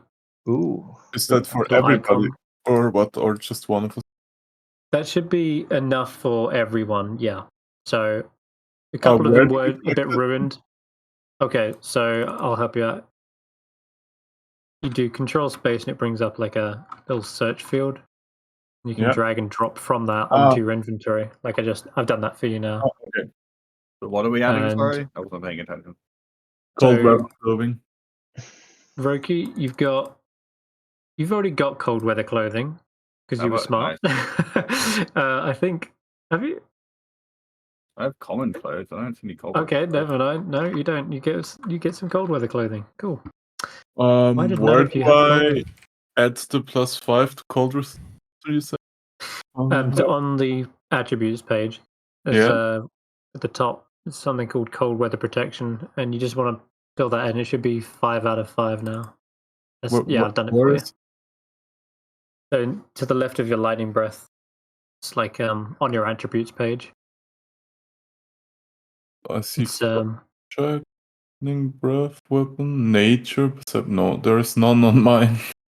It's not under attributes like the skills. It's just under that tab. So see where it says features. Don't click features, but like underneath features, it's right there. Oh yeah. Oh, there. Okay. I got it. yeah. No worries. Okay. So now that gives you a permanent +5. If your cold weather clothing gets wet for any reason, then it ceases to offer that protection. Likewise, if you say, severely damaged or something, you don't need to equip it. No, but I've sort of got this automated for you already. So whenever you click a frost check, it adds that +5. Can we move the bodies before Faith comes back? You could move them where? I mean, we could carry them outside, I guess. Yeah, could I bring them out? If Roki's carrying the body, I'll follow suit and help him carry the bodies. Because do you want to give them a burial or something? You're a cleric.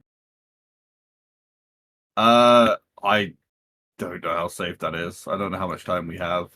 Well, 2 of them aren't dead, so if you're burying them, don't bury those guys.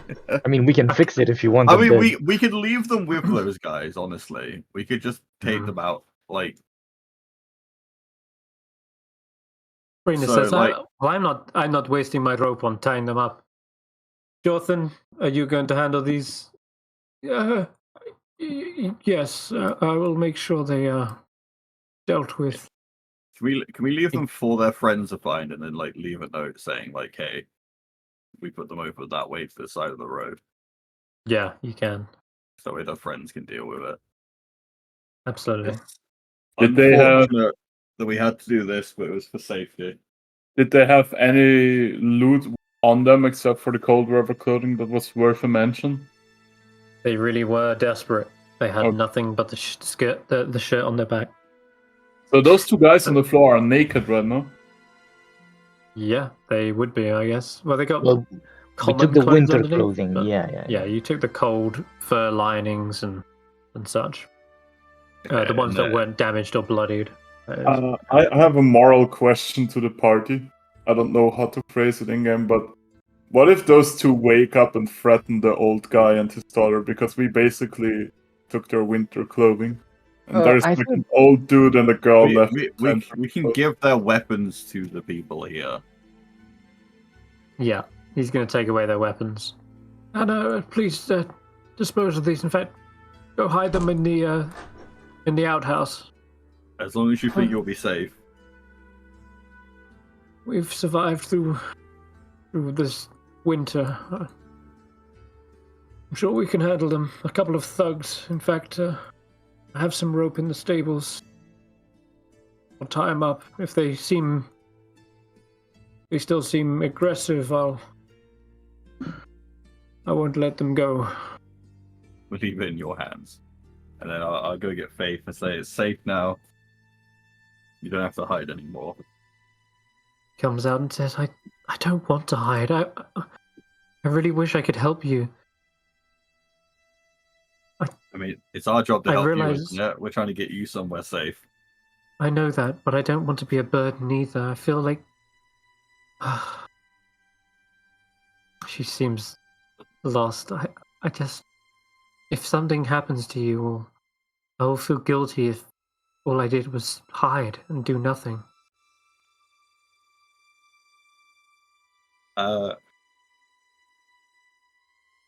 Well, I guess we'll have to see what happens on the road, but for now, let's just focus on what we've got to do next. We can worry and be scared, or we can just take the next step. You're right. He looks a little bit lost in thought. What if we can't make it? I'm not just leading us to our deaths, am I? Well, you've seen us. Do we look easy to kill? True. You have your faith. You have your magic, your divine power. I have little. Well, you're leading us to the death of other people. Don't say that. I mean, we killed like 10 people already, and a couple of kobolds. Their greed led them to their death, not us.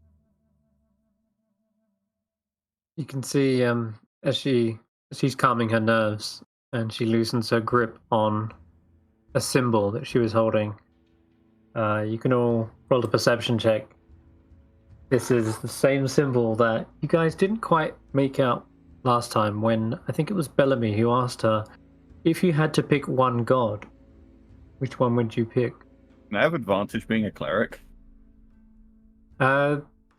This is just perception based. If you spot it, I'll just give it to you if you understand it. No, it seems like you're more reading her expression than thoughts to notice this. Plus, like you said, you're like, let's get back on the road, let's get on with it. Okay. Anyone else who wants to roll can? You're not obligated to. Looks like it's a mystery. Let's say I would have been there for the conversation. I wouldn't have left because I wanted to do something. And let me see if I spot it. Okay, Bellamy does. You spot she is holding a 6-pointed snowflake. Then I'll just say, "Oh, are you holding that snowflake because it's getting colder and you're trying to pray to a god of the cold?" Just to point out to Roki which one she's holding. I see snowflake, and maybe I would like to identify it. I'd like to do a religion check. Yeah, I was actually just going to give it to you. But yeah, both Stef and Roki, you see this, and I'll just roll religion. Yeah, if you're proficient, you would know it. Very proficient. Yeah. Okay. In that case, the 6-pointed snowflake is very clearly the symbol of Oril, goddess of winter's cruelty. And she suddenly looks a little bit startled as you've pointed this out. It's almost like she's been caught off guard. She didn't realize she was gripping it. Yes, sort of praying away the cold. I'm more pleading with the cold, if anything. Is that you asking for protection? I'm not sure. Less asking for protection and more questioning why this cold has been so merciless. Why she doesn't seem to care about these families who are dying of famine. But there's no answer. Well, just because we haven't found the answers yet doesn't mean they won't come to us.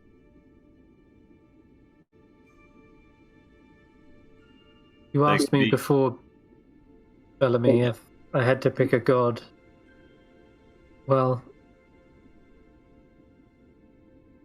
I always dreamed of the night, of the day when I would find the god that was right for me, but when I heard the call, it wasn't what I was hoping for. I first heard her voice in the dead of a freezing winter night. I heard her again, whether I wanted to or not. But it seems as though Oril is the one that calls me north, and I don't know why. Well, ain't no way to find out before we get there, so let's get there. Maybe she's the reason we're here. Maybe she led us here to help you. Maybe. She says, I don't know what Oril wants with me or what she even means to me, but yes, he sort of represents the darkest before the dawn. The sorrow of loss that rips a hole in you before new growth appears in that empty spot. I know she's not as a god, but she is necessary. She's the suffering that winter brings, and we all have our winters. Maybe if you give her a chance, she'll bless you with some of her power. Can I I'm not saying this again, so that said to DM. Can I try to teach her something minor that she can use her faith with? Does anyone look like they've got anything damaged that could be mended? Bellamy, Stef. Yeah. Okay, why are we wandering around? What's happening? I don't know. I'm imagining you're on the way now, but you can stop here if you want. You're just going to the stables. We haven't said bye and thanks to those guys yet. All right, good point. Well, he's over by the stables. Here you go. I'll drop you there. Yeah. So can I say okay? Can I say so? You see, Bellamy has got his armor a bit roughed up again. You wanna let me see if I can show you a little bit of mending? Does that sound okay? Yes, I would love to learn. Okay, so I'd say Bellamy, can you come over, stand still so I can show this to Faith? I wasn't going anywhere, but yeah, go ahead. It's a good practice for the business. Okay, so first things first. If you take out, we're taking these steps. You don't need to hold it out, but it will help us for the first try. If you bring out your emblem with the snowflake on it, hold it in one hand, and then like this. And then you see where there's a big tear in his armor here. If you hold the emblem to one end of it, and hold your other hand to the other end of it, and what you want is you want to pray and you want to wish for a blessing that she will allow you a tiny bit of her power to mend and protect. And you want to truly allow her to put her power through you in order to mend a small piece of armor, or small damage. All right. Actually, I really like that description of you describing how to cast just a simple cantrip. So I'd like you to give me a religion check, but I'm going to say with advantage because of that really in-depth detail. So now, this isn't your ability of knowledge, but rather I'm going to say wisdom. So I'm going to say you can actually, instead of using that intelligence, you can add wisdom to this. So it'd be what's your wisdom? 14 +5. So I'd have an extra 2 on it. My wisdom's 17, so +5. No, that's your save you're looking at. It's a +3 as your mod. Oh, +3. Your modifier. Okay, so it'd be 14. Yeah. Okay. 14. And she's listening intently. She's focused, and as she reaches out and begins to try and cast this, she tries to repair your armor, and slowly but surely it does seem like she is actually capable of divine magic. And there's this cold sensation, Bellamy, as you feel the stitching come closed, but which is often you think odd because it should be warmer as the clothes come around you, but there is definitely this kind of drop in temperature as her hand places on you, and you can see the snowflake in her hand just slightly glow, just a very faint tint. And she just seems amazed at this, the fact that it's working. Yeah. It's how I'm speechless. This is the first time I've ever cast magic. This is afraid that. This is something very. Anyone open to believing is enough for your goddess to cast this little on you, but to do anything stronger, more powerful, to truly do anything that isn't just right there like that and small, that takes a test of faith and a proof that you are with your divine. This is the first step. He's a test of faith. This is the first step to say that she trusts you to try. If she will let you do this, she will let you try, and the rest will follow when you prove yourself. I understand. I'll try to stay strong. I sometimes feel like I've lived my whole life in winter. Maybe that's why she chose me. But thank you, Roki. You've opened up a whole door to new possibilities. Try to practice what you've taught me. And with that, Roki's Repairs has a new employee. Congratulations, we'll set up the shop once we get to town. She laughs. Shall we give our thanks and make our way then? I guess we wouldn't have time to take a short rest before we go. We would just set out, right? Did we clean a bit before we left, or did we just leave it as a mess? No, you can take a short rest if you want. The people who aren't injured can actually just do the helping. And you said you were going to bury bodies, didn't you? Oh no, we're going to leave them to the other people. Oh, great. Okay. They can bury their friends. We've just made sure it's out of the way. Yeah. Yeah, go ahead, take a short rest if you need to recover. Yeah, it was not looking good. I mean, Bellamy hasn't told us about that yet, so we're assuming they're going to get buried. There's some blood for you to cover. What? Sorry. I don't know what you're talking about. Wait, what did he say? He was lagging. That was out of character. Okay. All right. With that, it seems like Manny is the first to take first steps. Guess that's where we're going. The herd of goats continue. Oh wait, it's actually up. Baldy's running away. Get him. Thank you for everything. Well, the cleaning up at least. Sorry for the mess. We did leave them with 5 goats, right? Don't forget to subscribe. Yeah. They're here. You got 5 goats. So, I can't see her name because Stef's name is over it. Is she with us now? Is she showing us the way? Brenna is with you. Brenna says, "Alright, you all set? Follow me. Let's go. We have a long, hard day of journey." Okay, with that then, we will leave the last respite. That's what the tavern was called, or the lodge. An apt name. Look, Indeed. there is strange writing at the bottom. Yes, indeed, and it's strange celestial.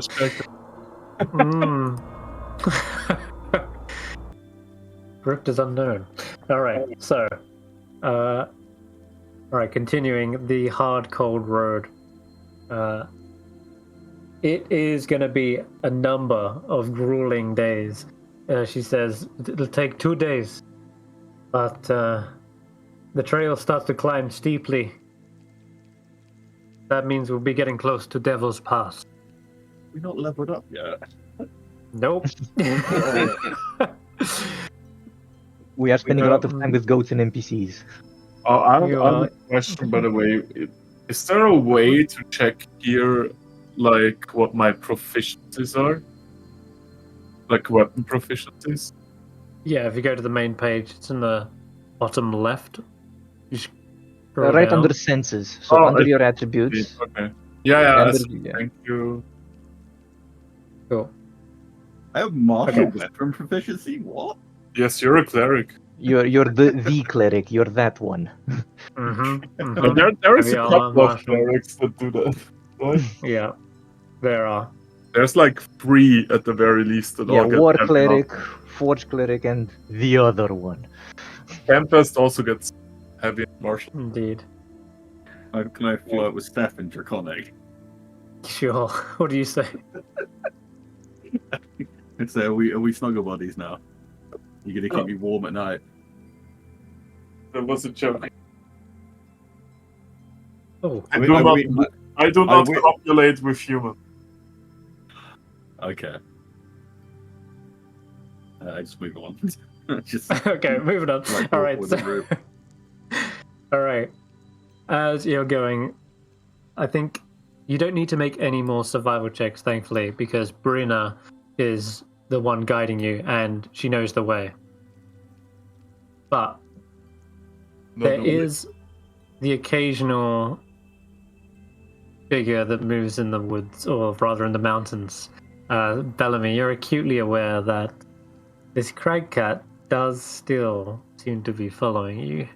As soon as I notice that, I'll tell Brina, excuse me, ma'am, last night a big white cat strolled by the house, and apparently he's sniffing around right now. Is that something we should be worried about? A white cat? There was a cat. How big is a crag cat? Never seen one before. Bigger than you, Steve. Massive. They're like mountain lions. Okay. That's how big they are. Large creature. I mean, they look cute, but you know. Hey, caught up to us! Fuck! Yeah, I was about to say, I don't know how big a crag cat is. You just put it on my screen. But you showed me a picture of like a cute forest. No, these are vicious. They will maul you. Brina stops in her tracks and says, that is a problem. They are sure-footed predators. They'll probably be able to follow us all the way up the mountain. Alright. We either need to get it off our trail, or... Wait, didn't you say you left those bodies behind? Yeah, we did. Outside the hut? It should go eat the bodies, right? It should, yeah. If That's anything, what it did the last time. probably we just bet following the goats. We buried them just as well as you buried the last one, so... Alright. We'll just wait for it to disappear then. Get all these goats wrangled up, because... Are these your goats, Manny? And you just see him sort of shake his head. Alright. We'll wait. What would Manny say about the cat? What would he suggest? Well, we don't... We'll probably try to, like... Oh, actually, I don't know. Maybe he sees this as a natural predator and would be smart enough to know that. He would probably try to get a bandit to ride it. Or Snorp, yeah. Snorp, go investigate this cat. No. But you do raise a good point. The crag cat would actually just go get the free meal, which is waiting outside and it's fresh as well. So yeah, you see that this crag cat probably does prowl away and gets a breakfast snack from the snow. There is, strangely, as you're disappearing around the mountain's cliff, you hear this strange human scream that comes from the crag cat, or at least where it was hunting, and you're almost certain that you killed those bandits, or at least put them out of their misery fully. But somehow, there is definitely this kind of blood-curdling human scream. Oh, man, I hope it's not the old man or his daughter. Bruna says, "No, I've heard it before. It's the crag cat itself. It often elicits such sounds from its victims, for it prefers human flesh over others." Right, so if we hear screaming like that, just mind our own business. Walk away. I'm afraid it is probably the wisest. Just leave whatever screams you hear in the dark to themselves. You're the boss, ma'am. Lead on. All right. The next day of travel gets increasingly more difficult as the steeper and steeper climb ascends up the spine of the world. And I'm going to ask everyone to roll me a frost check, see how well you're resisting this. Is it automated if we click Constitution save? You should be able to click frost check itself. Yeah. And the cold creeps in. You can do Manny's then. Yeah. Okay. Can I would you think my bless as a reaction to Bellamy be enough to make a difference? But I'm fine. I rolled a 27. Yeah, he's fine. You bless mean, isn't a reaction. Guidance, right? The Guidance, thing is, yeah, sorry, bless. guidance. So bless. No, bless is a 1 minute thing. Guidance is for ability checks. I meant guidance. This is not an ability. Guidance only works for ability. Only works for ability checks. This is actually a saving throw, not really a check. Oh, okay. Yeah, I should change the word to frost save more. That would be more like accurate as to what it actually is. And you can increase those, but you need to have a different cantrip called resistance. And that is a reaction in my game, but it is only 1 point rather than a D4. But it does level up as you get further and further. You get a D2, D3, etc. Okay, so looks like everyone is good. Roki got an 11. Manny got 22. I don't know if Ezekiel rolled because Stefan said he was going to have to talk on the phone. So you can roll for Ezekiel as well. I will do, yeah, sure. And DM's dice. Okay. Is 10 okay? 10 is actually the base DC, but it gets colder and colder as the higher you climb. So the next one will be DC 15. So for now, everyone is okay. But I'm going to speed up the travel a bit here. It does take a full day, but because you've kept this crag cat busy with all those bodies, you don't actually have to encounter that. so that's all good. So I'm going to ask for another frost check. This is in the later parts of the day. The coldest hours of the night draw in. And as you look up... Oh, yeah, good point. Got to do faith. She has got cold weather clothing. She's got +5 to this. Yeah, she's okay. And then we'll second frost check. Yeah, another frost check. 19, I'll take it. Come on, dice gods. DC 15 this time. Okay. Fuck.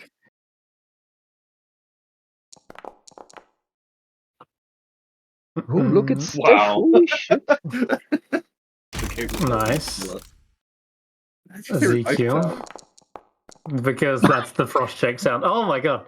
I rolled the same thing for Ezekiel, another 2. This time he does get a level of exhaustion.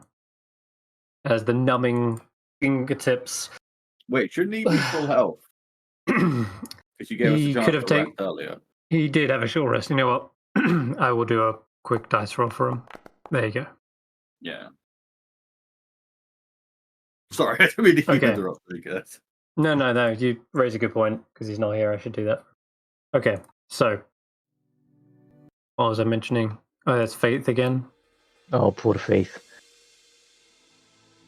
She did recover her level of exhaustion, and she had 20 the second one. She's like, it's almost as if since casting that spell, like since Auriel flowed through me, it's almost as if I don't feel the cold anymore. Maybe that's a bad thing, because apparently when you don't feel the cold anymore, it means you have hypothermia, but... So we're not showing any signs of hypothermia. I can still think clearly, yes. Now... Maybe it was that nice breakfast you had. That's true. That salted mutton was delicious. Alright. Looks like Brenner shouts. Alright, looks like it's about to get worse. The blizzard here is constant. There's nothing I can do to wait it out or find a different route. This is it. We have to push through this blizzard if we want to make it. Now, before we enter, I suggest everyone gets rope and ties each other together. That way we won't lose sight of each other. Okay. Very easy to get lost in a blizzard. Can I tie a goat to myself?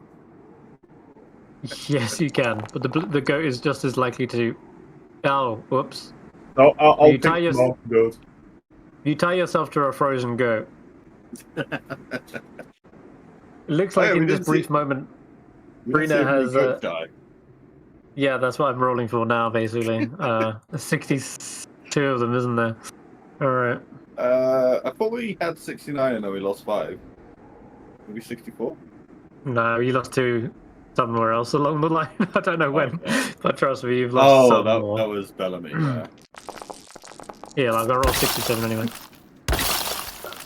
Oh my god, it looks like 1, 2, 3, 4, 5, 6, 7, 8, 9. There's 9 goats that perish this time. Okay, the goats may be able to make the climb, but they are perishing one by one. Some of them aren't just dying outright, but rather the cold is too much for them to move on, and they seem to head back down the mountain. Others are purely frozen in place, just still like a statue.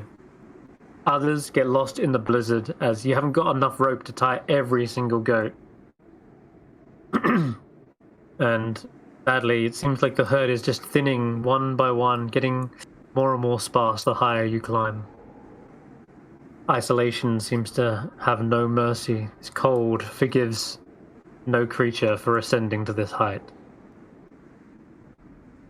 This day will come to a close, but we need to find a shelter, and camping out in a blizzard is not easy. No, let's look for a ravine or a crevice or something. There are caves in these mountains, but not all of them are unoccupied. Okay. I'm gonna have a look, and I'm gonna roll a d8, see if one of these are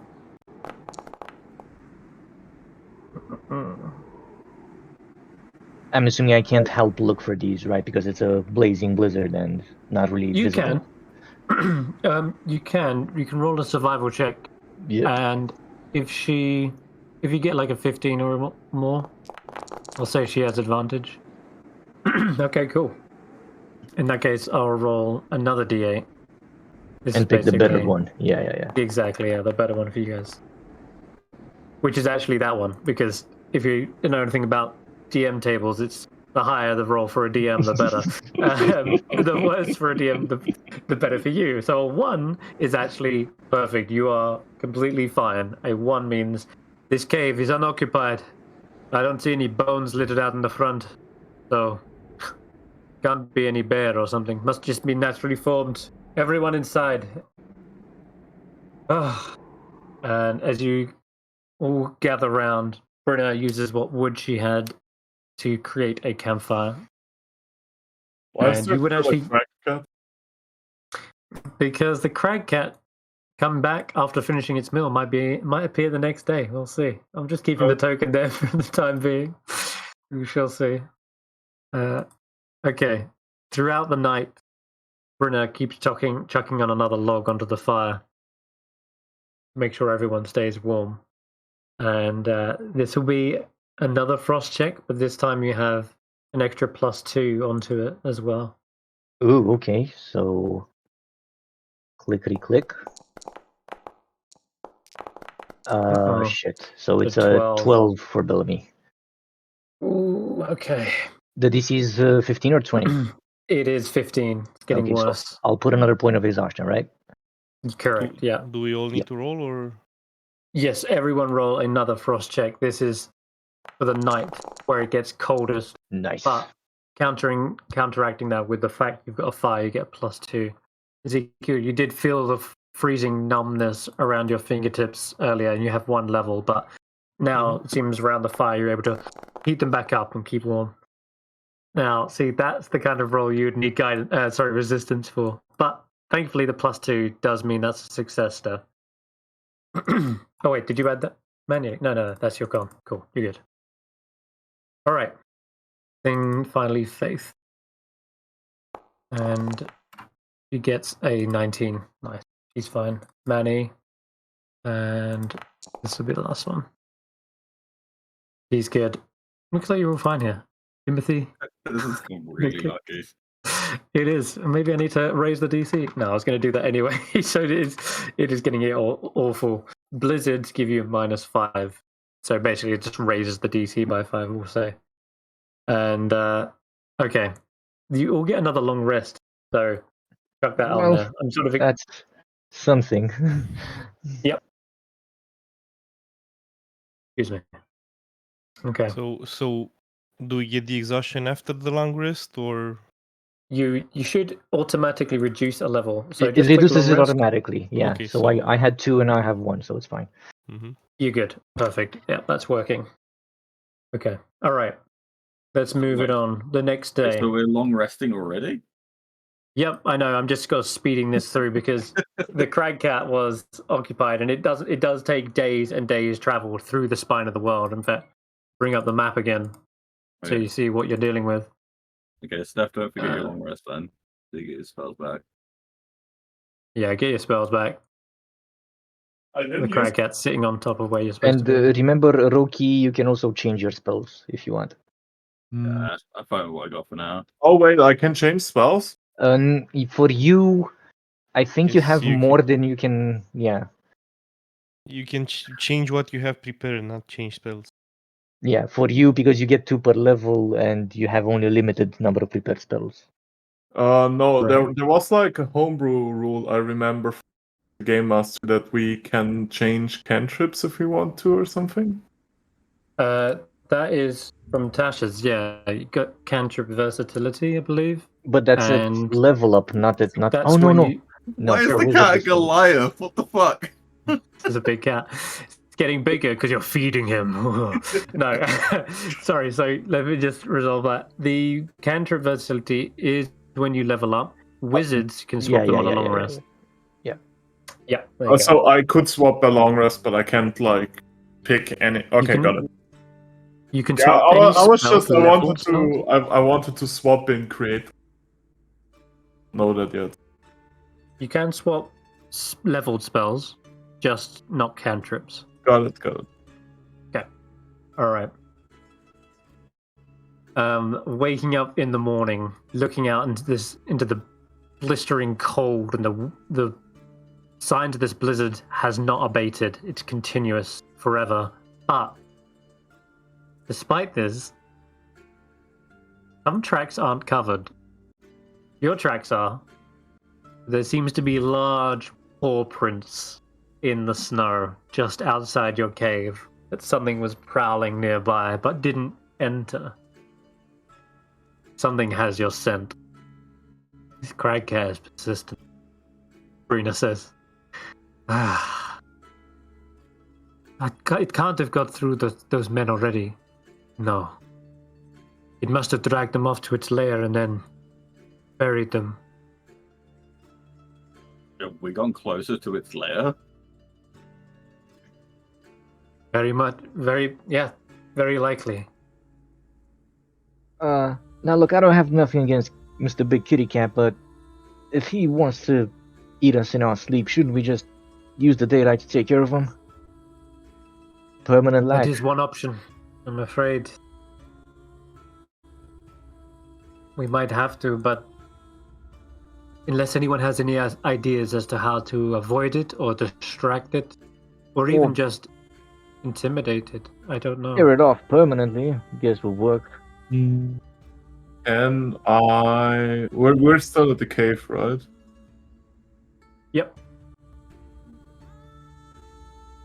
You're huddled in the cave.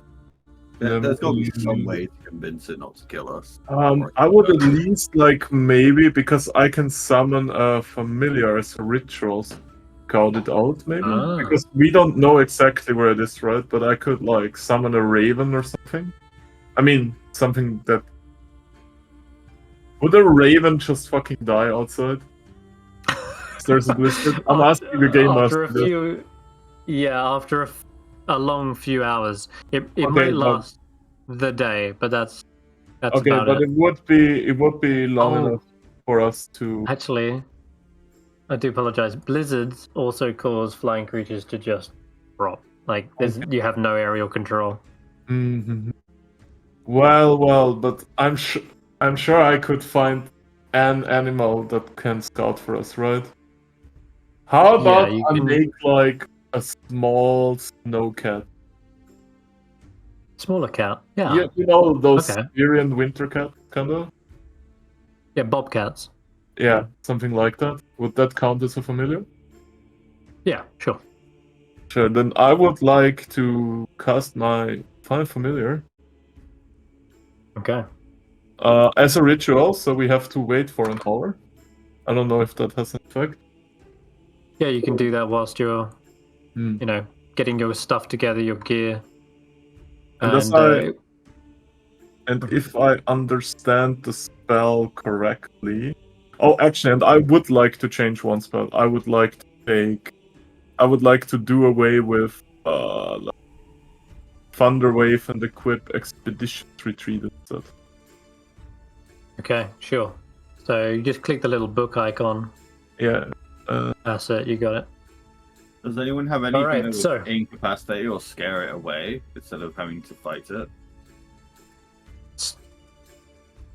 Snorp says, we don't know where it is yet, right? That's why I'm doing the familiar thing, trying to see if how close it is right now. If it's somewhere outside waiting for us in an ambush. That's what I'm trying to. Yeah, and I'm gonna to aid the effort of our new little kitty cat from Steve. I'm gonna also try and see where its lair might be. So I do have Unfamiliar Act. I'm not sure how to mark it down on my character. The difference in this and who we face for is this is just an animal living and surviving. This isn't someone being selfish or awful. Well, no, but if it's surviving by eating us, that's kind of a problem. There's it seems like it is. To convince it. It seems like it's picking up our scraps, but it's when those scraps run out. It is a worry. Look, here's what we can do if we don't want to kill this thing, because I don't want to kill any more than you do. We can give it some of the goats, like tie it to a post, and leave it here. A sacrifice. Yes. This could work. And question DM, could I tell if it was a male or a female? Because what I'm thinking is if it's looking for this much food, other than the fact that it's large, maybe it's trying to feed some cubs?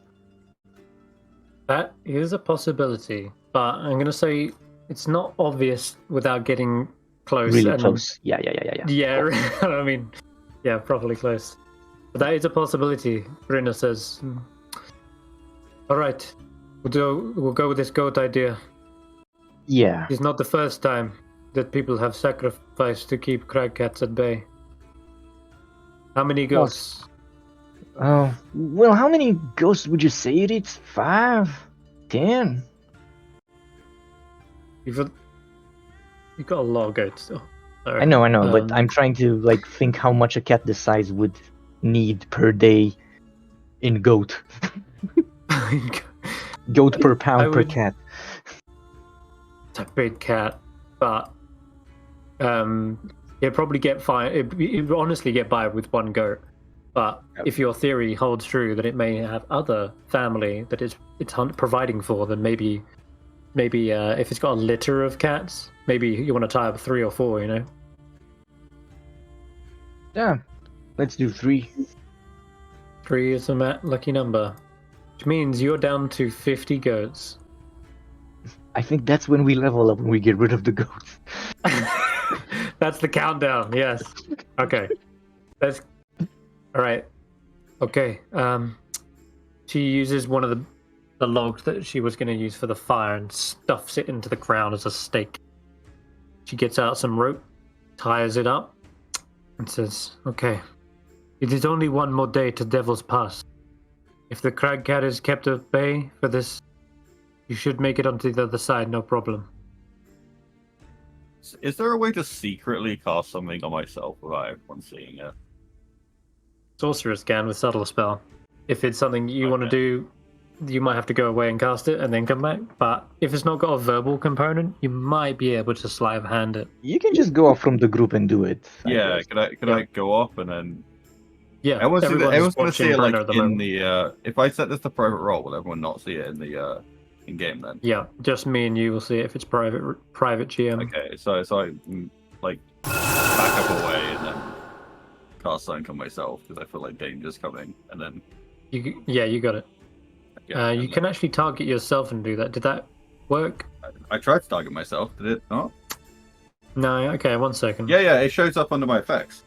Oh, you got it. Perfect. All right, nice. Because it's private, actually hidden. It's hid the effect as well. Interesting. Okay, so you go away. Everyone, as you come back, you see Brynna set up these tied goats who are bleating, and she says, "All right. Hopefully it doesn't think this is a trap and ignores it. There are smart creatures. We're just going to back away and continue on the pass. Let's go." Okay, so what I would like to do is I would like to send my familiar ahead of us, maybe? Yeah. So, because I have a telepathic, I can communicate with the thing, basically. Right? Telepathic, yeah. And then I'll tell Bellamy to keep watching the back, because he's probably the most perceptive out of all of us. Yeah, he is. I think. Oh yeah, knowing that you fell asleep. Roki's second. Yeah, Roki's second best, but Bellamy takes the lead. Okay, so you can have your cat go ahead of you, correct? In the blizzard. All right. Just to make sure that nothing jumps out and pounces on this thing. Exactly. Okay. And the cat should also be able to, kind of see alright or perceive things there alright. It's like a wintry cat. Yeah, in a blizzard, everyone's sight is reduced to 20 foot, but there is a chance that it can, with its key reflexes, duck out and dodge out of the way. But thankfully, we don't need to roll any of that, because it seems as though the cat manages to get through this next leg of the journey without being pounced upon. You can see up ahead through your cat's eyes that the path narrows very sharply to the point where it's just a ledge on the outskirts of this mountain. It is draped with deadly-looking icicles, both above and below. It winds, zigzagging and backtracking like a snake. But this must be what she was talking about. This must be Devil's Pass. Just so we're clear, because some people may know, some might not, are we expecting actual devils here? I hope not. Devils? Oh, you could expect anything in this unnatural blizzard. I'm expecting a battle map. Yep. So is this path that went on, is it as slippery as something like the lake last time was? It is slippery, precarious. There's like crumbling bits of... You can't tell what's like ice and what's rock. So yes, it absolutely is. Okay. Brynner is in the lead, but you guys can like swap out whichever marching order you wish right now. So just arrange yourselves how you'd like. If we were to do isn't Bellamy something at the back? Yeah, it would be. I'd be looking around. at. Yeah. So if I do something like use my short swords, like go in crouch, because when you lower your center of gravity, like you have better balance. And if I use my short swords to even increase that by sticking them into the ice and moving slower, would that help in any way? If not, then whatever. I'll just do the best with what I got. I think it would sort of help. Yeah, you can get creative. I'm open to like ideas if you want to use your swords as like almost makeshift walking poles. Yeah. Like daggers, like you would stick them in, but since they're short swords, I'll make do with them. Yeah, exactly.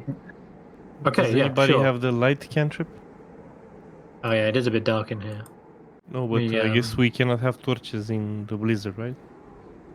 Torches won't work in the blizzard, no. In fact, let me just change it up a little bit so it looks a bit more... Because you're traveling by day, so there should be light, but you normally can only see within like 20 feet of you.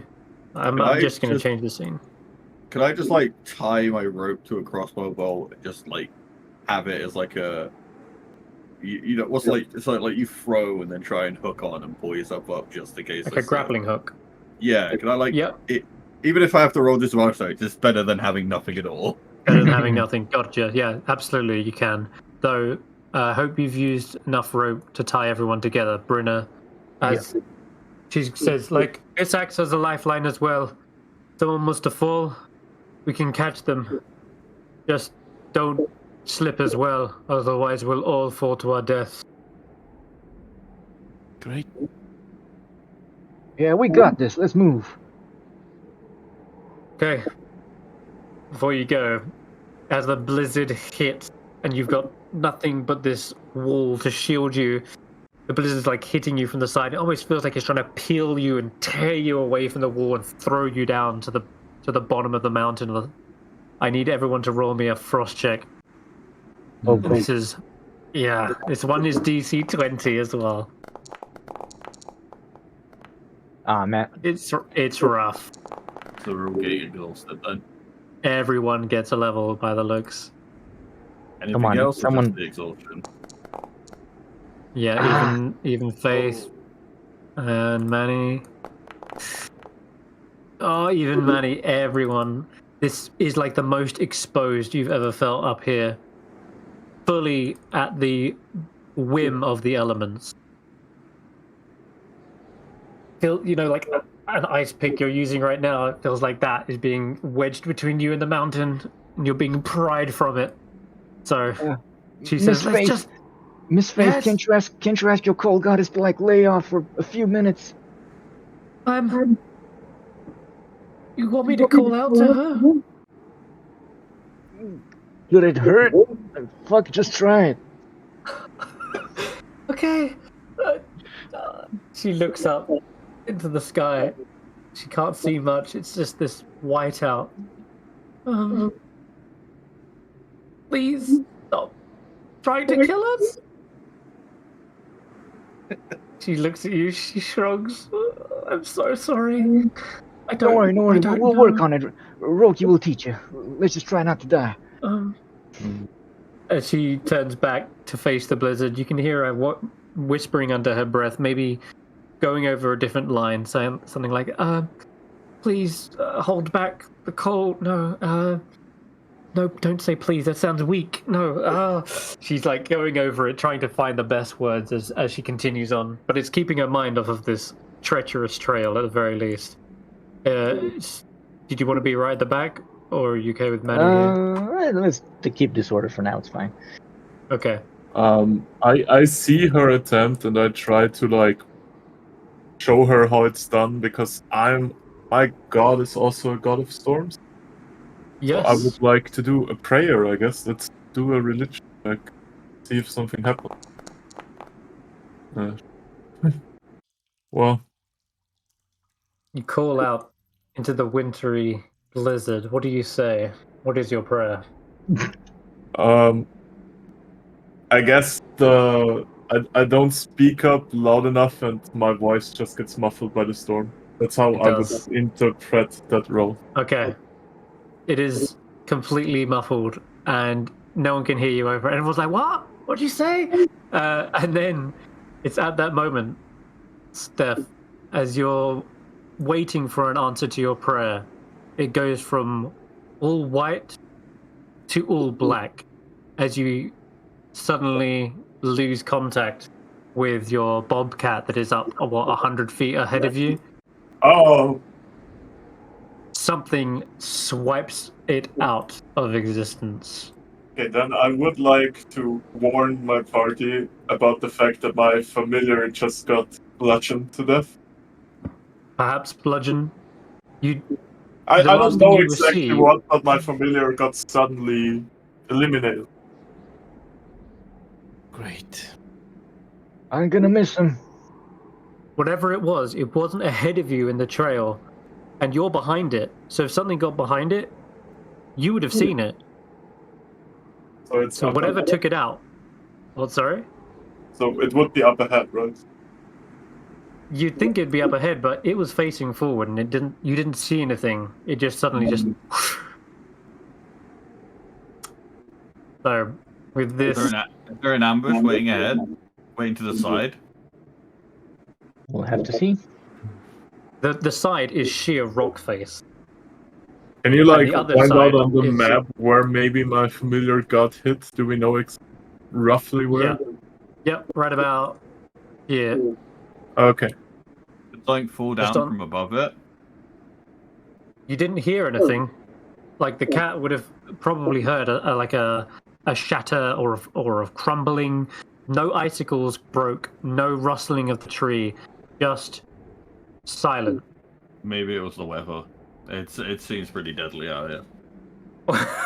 Well, just frozen to death. Yeah. Hmm. What do you think it could have been? What? You didn't see anything. Are you asking Brenner? I'm just asking Ezekial, like, what? Any ideas if you didn't see anything? I think Bellamy is more the correct person to ask about that. Yeah, and I didn't see shit. So yeah, anyone got any ideas what could do that? Maybe the cat? Well, if it's a small cat and the wind is blowing pretty hard, so let's just take it one step at a time and be careful, keep an eye out. I'm looking ahead as well. Is there some kind of like nature check we can do to like, is there something we could think of that could hide in the snow? Yeah, any of those who are proficient with nature. Yeah, actually, that's probably going to be no one. Yeah. No, I'm proficient with nature. There you go. You might be able to determine. Are you? I am. Insight religion. I mean, see, I can't insight religion and stealth, not nature. I'm not proficient, but I would get a +4 from intelligence. Yeah. Yeah, but you're not proficient. Okay. Yeah. You were the only one that may have had a tiniest of inkling, because you actually sensed it. You felt what that cat felt as well, just as it blinked out. So do I just roll? I'm going to let you roll one, yeah, because you were the one, like, first-hand witness, it's not enough. You have no idea. Whatever it was completely silent, because you didn't hear it. You didn't see it. And if it was coming up from behind, the party would have seen it as well. It's got to be in the snow. It's thick snow. What can hide in the snow? This isn't snow. This is like a slippery. It's ice trail, yeah, it's like an ice trail. So we just have to go and hope it doesn't instant kill us. We can't turn back. Well, He says we already have a warning. What? He says we can't turn back. You're right. Sorry. Look, I said we already have a warning. That's all what I said. The more time we spend here, the greater the risk. So let's just try and move forward. All right. Let's keep going. By the way, it's always like this. We can't even wait it out. And Brynna trudges forward. Waiting's for pussies anyway. Okay, as people are going along this very precarious edge, the turns, the slips, the uneven footing, I am going to require a acrobatics check to remain sure-footed. Come and on, I'm going to say for those who've said they're using something like was it like ice picks for Bellamy? I'm going to say you have advantage because you're using them like makeshift ice picks. Okay, I'll just roll again. Yeah, go ahead. Yeah, I'm gonna take that 14. Yeah, much better. I have a 19. Oh wait, 4. I have a 22. Holy shit. Okay. Yeah. It's a 4 and a 5. What does that mean? Ezekial's prosthetic slip on the ice. Okay. Yeah, I imagine this is exactly what he's been dreading up till now. This uneven footing. You feel your weight. Is it which left? Is it your left foot or your right foot? Let's say the right foot. Is he taking me with him? Because I got 4. I know. This means you've both slipped, and it's now up to Brynna, Trollfoot, and Stef, who are either side of you two, to try and catch as you both slip from the edge. What you thought was a bit of stone, Roki, was actually ice, and it just crumbles beneath you. As for Ezekiel, the foot that needs the most grip is on the right, and unfortunately that is not the right one. You put your weight on it and it just sort of buckles and slips, and Ezekiel, you're both about to tumble off the edge. So Brynna is going to roll her athletics check. Actually, she's got survival as well. But Stef, I need you to roll athletics as well. I'm just thinking if there's maybe a more creative solution to this problem. There is once you reach level 3, but not now. Roki, you said you had a grappling hook, didn't you? Yeah. So you could throw that up as a reaction, and that'll allow Stef to have advantage on this roll. Okay, so I throw that up and just try and get it off the rock. So there's, and I'm grabbing Ezekiel's hand as well, so I'm trying to get a bit of our weight. Then I'll roll with advantage again because we're kind of going together. So I'm just trying to lessen our weight on these guys overall. Just a 10. Can you reaction guidance on this? But what does 10 mean? Is 10 save or not save? Well, you used the reaction for the grappling hook. Oh shit! If it's too low, can I use my inspiration? You can use your inspiration, yes. Would that guarantee? I would need to use my inspiration, right? Because I'm making the roll. That's true, but it is directly F's life in the lion, so I will actually allow it to be thrown for your roll to be turning into a success. I need to roll Brynna as well. So I have inspiration, or yes, Roki does. I could use my inspiration, and I could say, "This isn't where we die." As looking Stef directly in the eyes, I'm like shouting it in Draconic as I'm yanking up to give them the encouragement to just fucking save us. So do I roll again, or? Yeah, roll it again. With advantage again, or? I guess it's advantage. Well, better? Yeah, it's the first roll, but that is a 14. That is a success. You managed to grip and grimace onto the end of the rope. You would have like rope burn if it wasn't for your scaly hands. Roki, suddenly you feel a jolt and a jerk as the grip on your rope goes taut. And as for Brynna, she can use her survival on this roll because she knows how to use the rope. She's the one who set this up, thank God. 24, Ezekiel, she is so quick. She can hear that slip just a fraction behind. She is already whipping around. She uses the slack on her rope, tosses it over the side of this like rock here, and then braces herself with all her weight, like leans against the edge, and then just stops you. You don't even fall. You just sort of lean over the edge, and then you're pulled back straight onto the platform. Can I say when I shouted that at Steph, there was a bit of like divinity around both of us, like absolutely, like, you can, kind of yeah. like yellow purple glow. So like you could see that we got a bit of help there. So you can use that to kind of inspire people to feel like we're not so dead.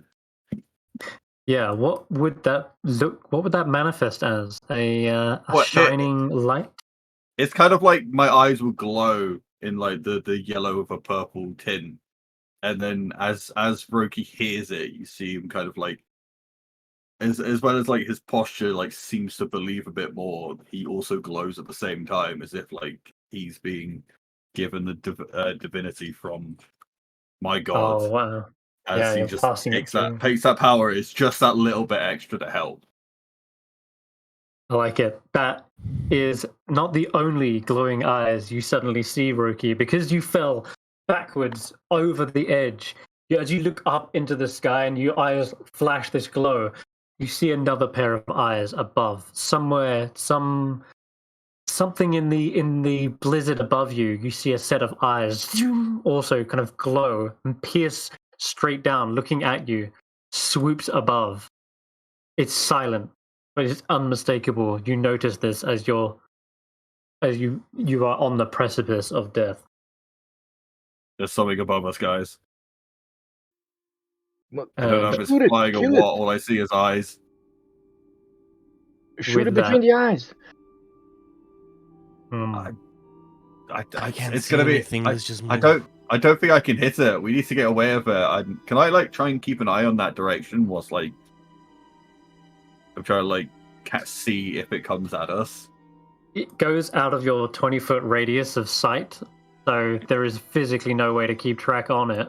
But you're kind of looking in the direction it might swoop back in from, perhaps.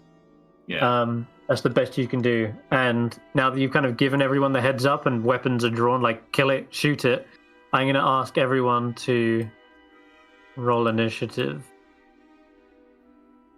And let me just get you on the turn order. There we go. Oh wait, I don't want to get the goats. I'm not done with the goats. Let's just grab these guys. All right. Ezekiel, we can throw goats at it.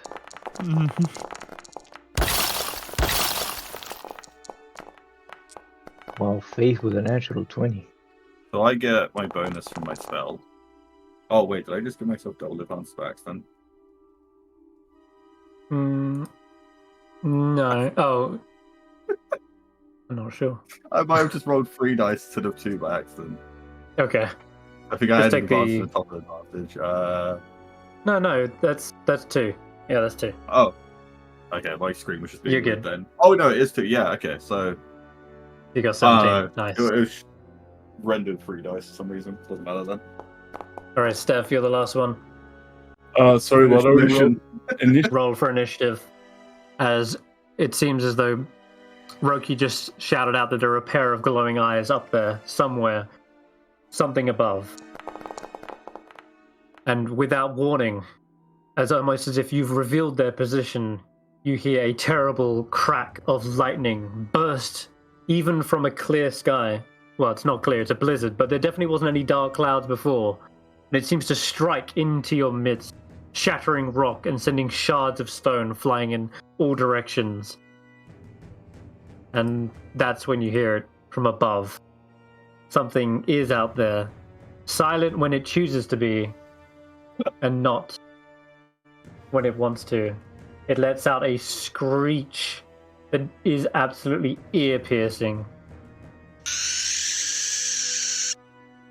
And we are up on the top of the round. Faith is looking around, wondering, still trying to come up with some sort of prayer, but fumbling over her words. She is just simply there as a beacon of hope for you guys. Steph, you're actually up. You just pulled up Roki onto the side. Where did you say is it?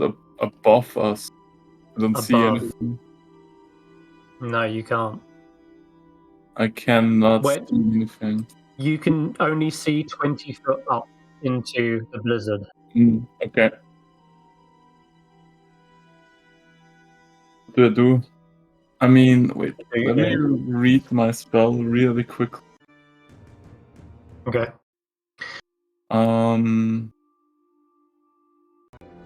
Why is it not in my prepared spell thing? I have it prepared to expedition retreat. No, I see it. Oh, so that's not favorited if you're wondering what that is. So if you go back to your spell book, you'll see there's a little banner icon. You can favorite any spell you like if you, and then you can put it in there. Yeah. I will just cast expedition retreat on myself in preparation. Absolutely. And pass the turn. Any movement? No, not yet. Wow, that almost sounded like the blizzard. Well, it doesn't look like I could move back or forward here. Seems quite. Yeah, you're staying huddled in the middle. And we're tied together. No movement. You got it. Roki, you're up. Can he like just prepare to move with the person in front of him? Is that a thing we can do? You can actually. You can hold your action as a dash, and that will just move when you move up ahead. So okay, then I will. No, actually, right. I can hold my action. I will. You can also dodge. I will, because the other spell was a bonus action, right? So I can still hold my action. Yeah.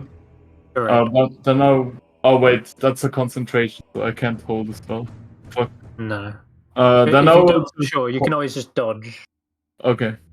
Then I will hold my action for a dodge, I guess.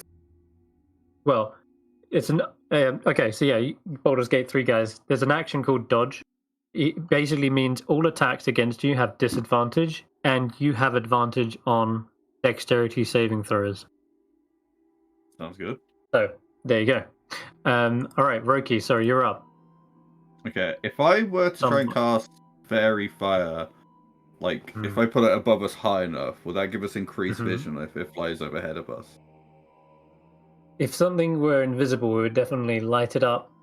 If you caught a creature in it, we can only see like 20 foot right now. So if I put that above us to give us an extra 20 foot, and also like if it's in that area we can see.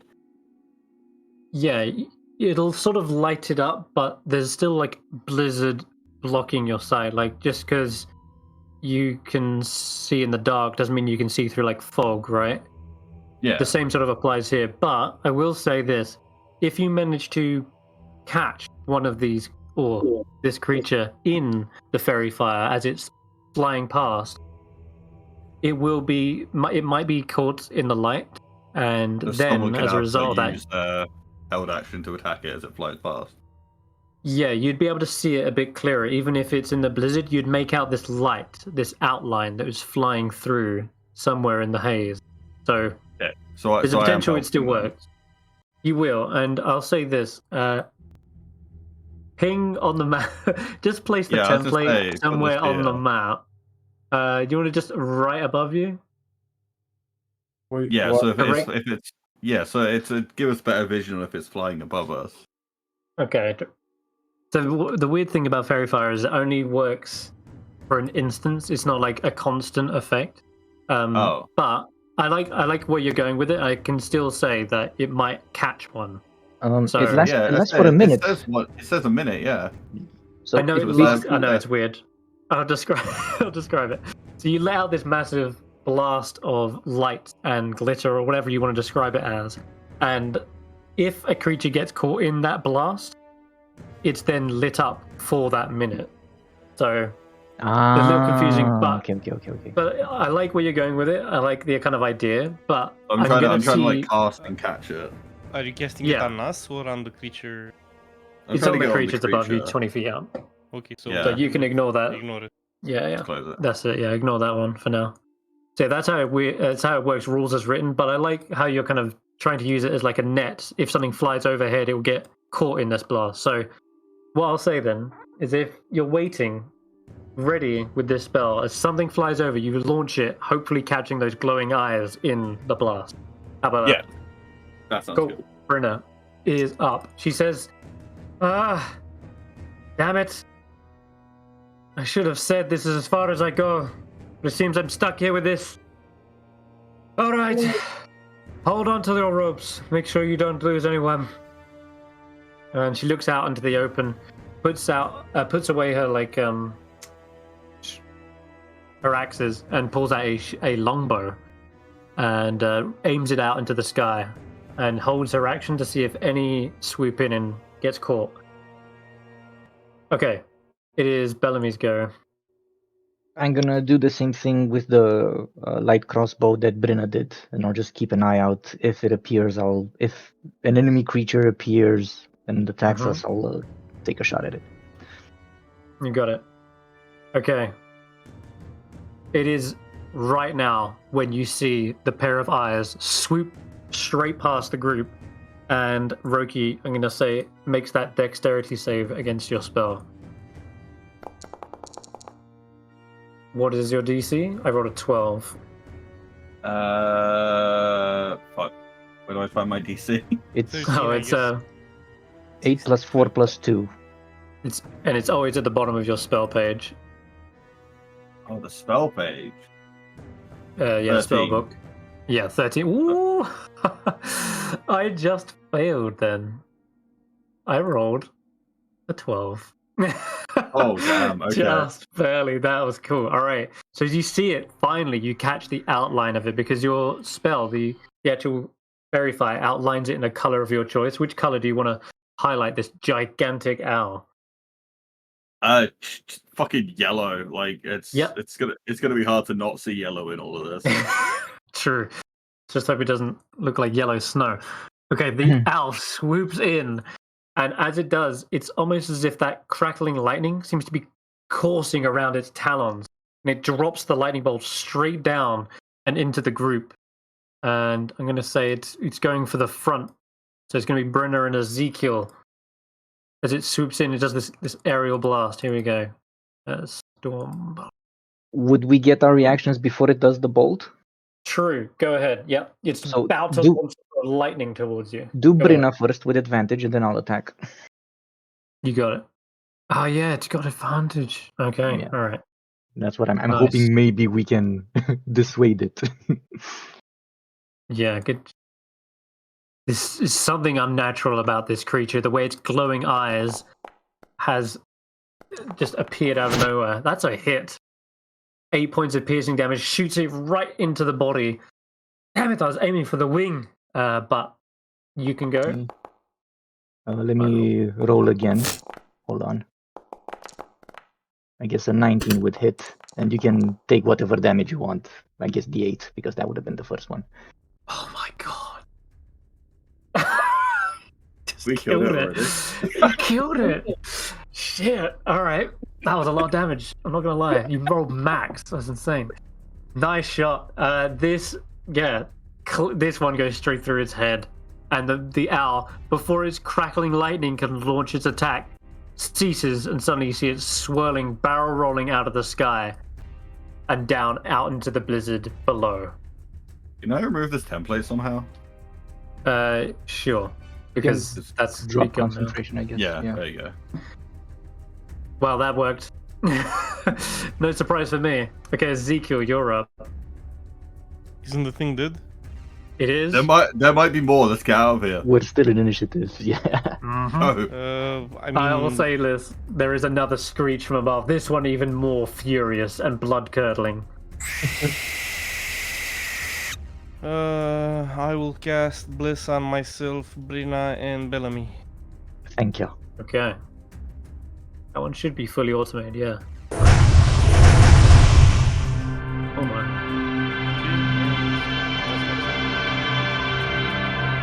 Loud noises. Okay, Ezekiel, anything else? No, I guess I'm stuck here until people move, so... Yeah. I was going to say Brenna could actually move up, so that's what she would do after her shot. Oh wait, no, she was holding an action. Yeah, she could move and do that. If you want to move up a little bit, you can. She's going very slowly, like 15 we'll do foot, this. basically. I'll follow in her footsteps. Okay, yeah, you can do that.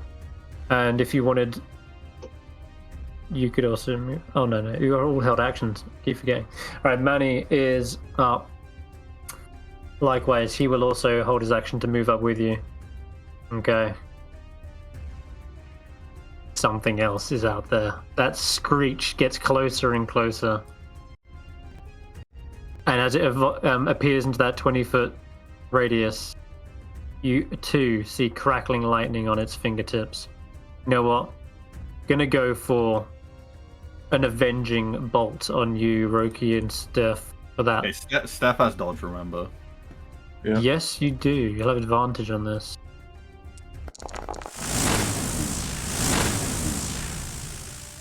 I just click saving through normal. Clarity, advantage. Oh shit, 8 doesn't look good. 9. Oh. Ooh, Roki, you are wearing like metal and armor, and this thing sees the opportunity to launch this dry lightning straight out of the sky towards you, surges over every metallic chainmail in your possession, and God, you're barely left standing with that. The giant owl makes no attempt to stop, swoops by and back into the blizzard some 20 feet away, letting out that cawing screech as it does. Okay, that's its turn. And the last one. Oh, there's one more. Oh, fuck off. Swoops. This one appears on the trail ahead of you. I would say it would have a cat between its claws already, but with the familiar, it sort of just poofs out of existence back to its realm. But you can see that this one probably already caught many off guard. This one is going to aim for Ezekial. Yep. I can't get both because you've actually kind of spread out, I noticed. Mm-hmm. Okay, cool. Alright, just Ezekial then. Roll a dex save. It flies overhead. Natural 20. What the heck is that? Wait, what? What's that? Oh shit! I forgot that was a dice option. So yeah. It has served us well. I'm so thrown from that. Alright. The giant owl barrels towards you like a train engine, but you manage to dodge out of the way, seeing it come down the tracks before you. And you need to roll for Constitution, right? For your concentration? For bless. Yeah, isn't that automated? Here. Oh, it should, yeah. If not, then just give it a... Oh, no. Yeah. Bless goes out. Damn. Oh, I'm exhausted, that's why it's mine. Okay. That is that exhaustion. The numbing cold has brought your concentration down. You slip into despair for just a moment. But, yeah, that could have been a lot worse. The blast also destroys some of the wall, like this section here, kind of like forcing you to either dodge to the front or back. Your choice. The front, the burner. Okay, with Bruno, got it. All right, that is its go. It just disappears again once into the snow, into the whiteout. But you can see which direction it headed. Went south somewhere, so it might be coming back from another flyby. Faith is up. Sounds like it's the goat's problems. It might well be. Yeah, that's true. Pick up the stragglers. Oh god, not Brenda. All right, Faith. She looks ahead to the destruction, and she will actually cast mending, I guess, on the walkway to make sure that you don't slip, Roki, because you're like hanging on whilst there's sections of it destroyed. She casts mending on the bridge and says, "Keep going. Let's go. Move." She's like, I'll try to call out. Oral, no, please, just if this is your doing,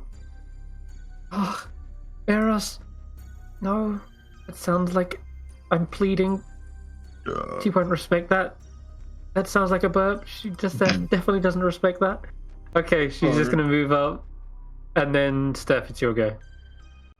Let me see here.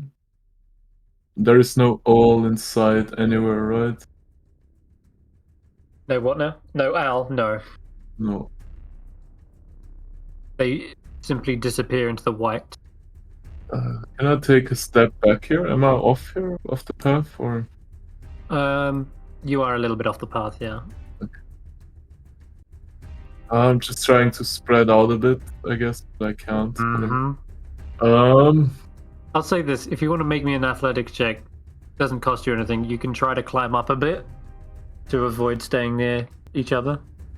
Oh, I could go like here, or I could try. Yeah, right. You could attempt to climb up. Athletics, or let's do it. Do it left. No, it's way too slippery, and it's a sheer wall. There's no chance you're getting up it. Then I will just stand still, and I will ready Ray of Frost. Okay. I can use that as a reaction in case it poops, right? Yeah. So when you're holding, then I will do that. I will hold Ray of Frost as a reaction when it comes close to me again. Got you. All right, Roki, you're up. I don't feel good right now. If I wanted to just dash past the room, would I be able to just fucking yeet across the mountain? You could, but we are tied together by rope. I will.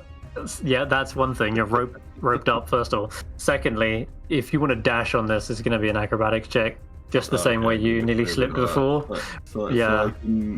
I'll move up a little bit and then I'll just hold a dodge then. Okay.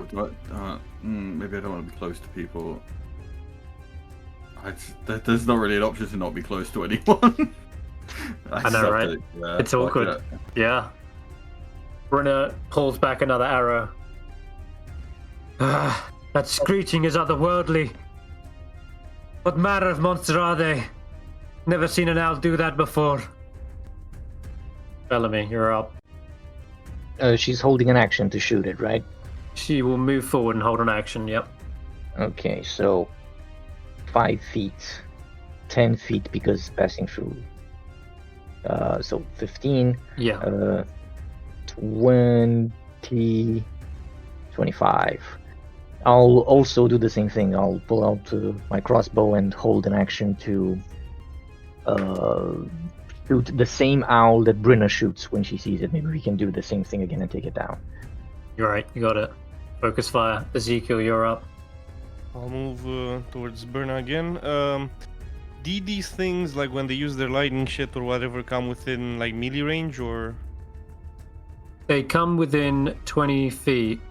Okay. Above your head. I'll move just enough for you to see them, but not. Yeah. And I'll dodge, I guess. Dodging is not a bad option. All right, Manny, catching up to you guys. The goats are all following in single file line. They look terrified. The goats are probably even freaking out. Honestly, I don't think any of us are thinking about the goats right now. Of course not. No. I am, but for different reasons. Nat 1 on their wisdom check. They are running. I'm going to subtract a number of goats from the roll. They actually pushing each other off. No, yeah, the ones at the front, they're like freaked out that this lightning just struck without even a sign, because there was no dark clouds, no rumbling, no thunder, just pure lightning out of nowhere. And as a result, they do get startled, and about 9 of them try to push their way back and flee. So 52 down to 42. Oh no, that's not right. 43. There we go. Can't do math. Alright, that's several goats are also nearly pushed away. I'm see if Brenda makes it. Because they're getting shoved around. I'm gonna roll the deck saves. Okay, Brenda's staying on. Yeah, Wait, 9 of them just flee back down. This is Brenda. Oh, is that the one with the kobold riding it? If you're... hold on a second. I wonder if I can do this. So you can see their names. Configure ownership. So I'm going to make the observer be able to see them. You might be able to see all their names on the stream. Where is the goat that's been, like, the kobold goat? Oh, that's on Jimothy at the back here. I should bring out Snorp. Alright, Snorp's there. It's all good. Alright, he's like freaking out as well. What? What is this? Ah! Right, back to the turn order. It is one of the giants' house. Okay. If Snorp dies, this one. By the way, just one thing, Senrith, in case that Manny doesn't come back to the car, right? I want to fucking know what the deal with the was. Okay, you have to tell us if he doesn't come back. We would, Brina and I would get our reaction, so do attack with her first, and I'll do one afterwards. I have. Brina is not within 20 feet of this one. Shit, then only I would. Too far ahead. Yep, okay. Britt. I have my Ray of Frost ready though. Oh, okay. Yep, Fire of Frost. Ooh. Unfortunate damage. Ooh! Crit! It's enough. 6. Oh no. Wait, the crit. No. I didn't target it on. That's okay. I deducted manually for you. Hey, you got a crit. You only do 6 damage. That's so sad. So, yeah, we unfortunately don't get like maxed out damage or anything like that because that would make paladins and rogues OP. But it's still extra damage. It would have been 4. So every point really counts here. Plus, it's also slowed as a result. So yes, so maybe it becomes cannot fly back anymore because Ray of Frost reduces movement. Indeed. But as it flies over and is hit with this barrage, it lets loose its own as another storm bolt is unleashed directly above your heads, Stef and Manny. That's a lot of damage as well. Make that deck save. Manny's probably dodging. If Manny gets like a 20, Manny's just gonna look up and go, ooh, pretty.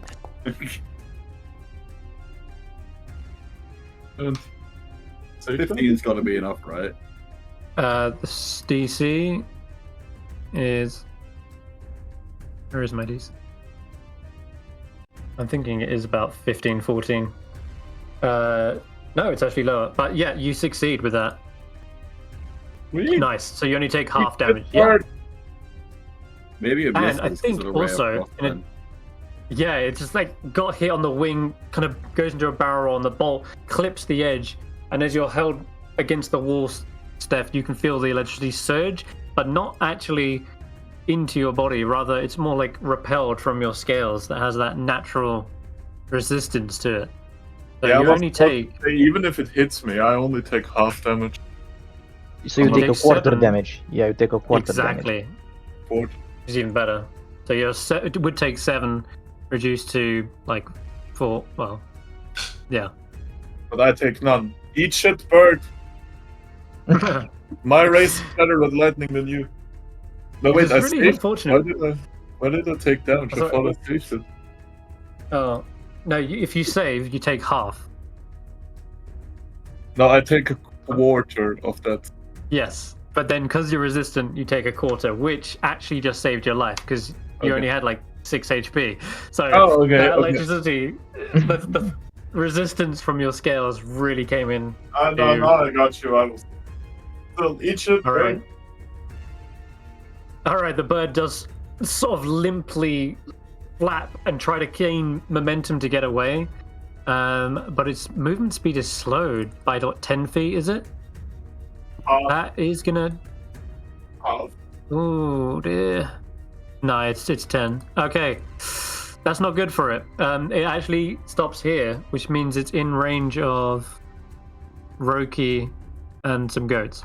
Would Manny have gotten an attack of opportunity on it when it flew by, or was it out of range? It flew overhead. It was above, yeah. And not to mention flyby. Yeah. Better. Flybys don't provoke. Okay, the last owl, which was coming from the bottom, as I mentioned earlier. This actually probably will go for some goats. Yeah, there's so many of them. It's thinned the herd finally. I'm afraid the goats do not succeed. Feta succeeds, but the 43 goats do not. And I'm going to deduct as many goats as I do damage, which is 22.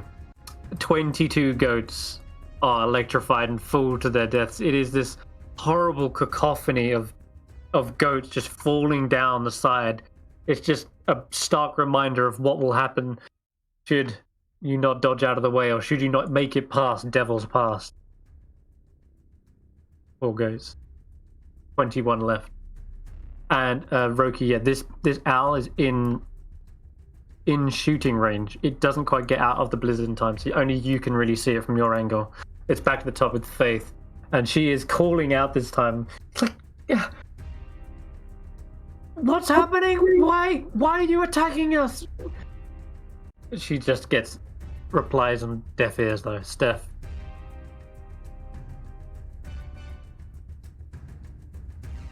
It's your go.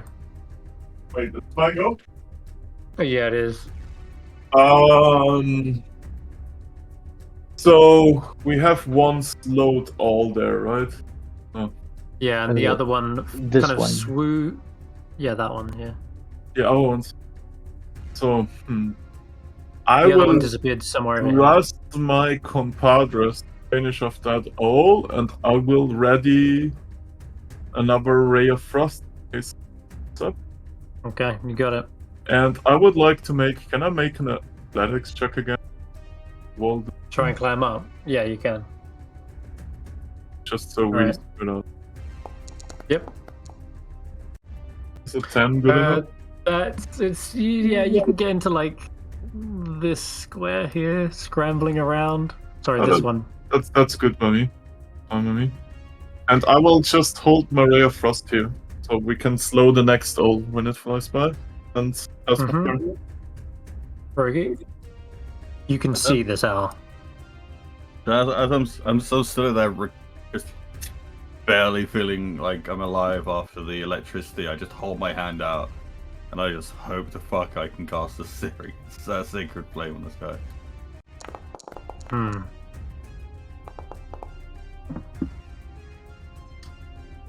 It makes the save, I'm afraid.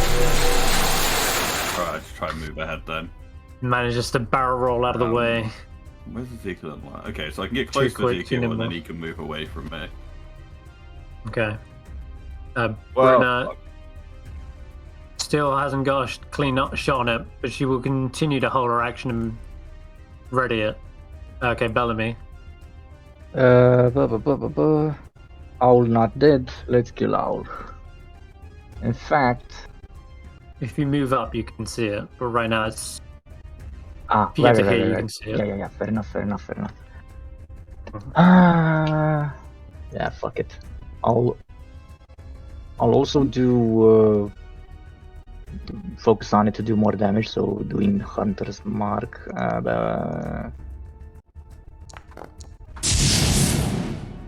But let's see if I hit before anything. So Okay. yeah.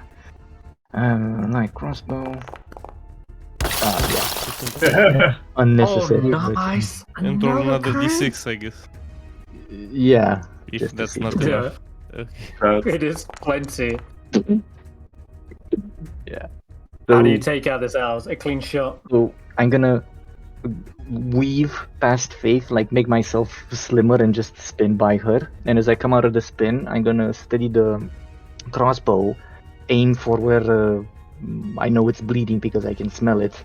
And as my keen eyes focus on it, I'll just let loose the bolt and it'll fly right through it, like right through its throat, and kill it. Ugh.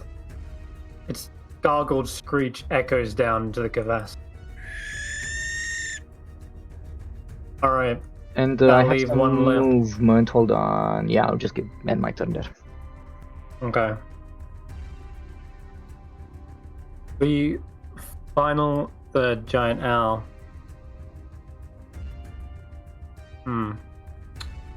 Will appear once again.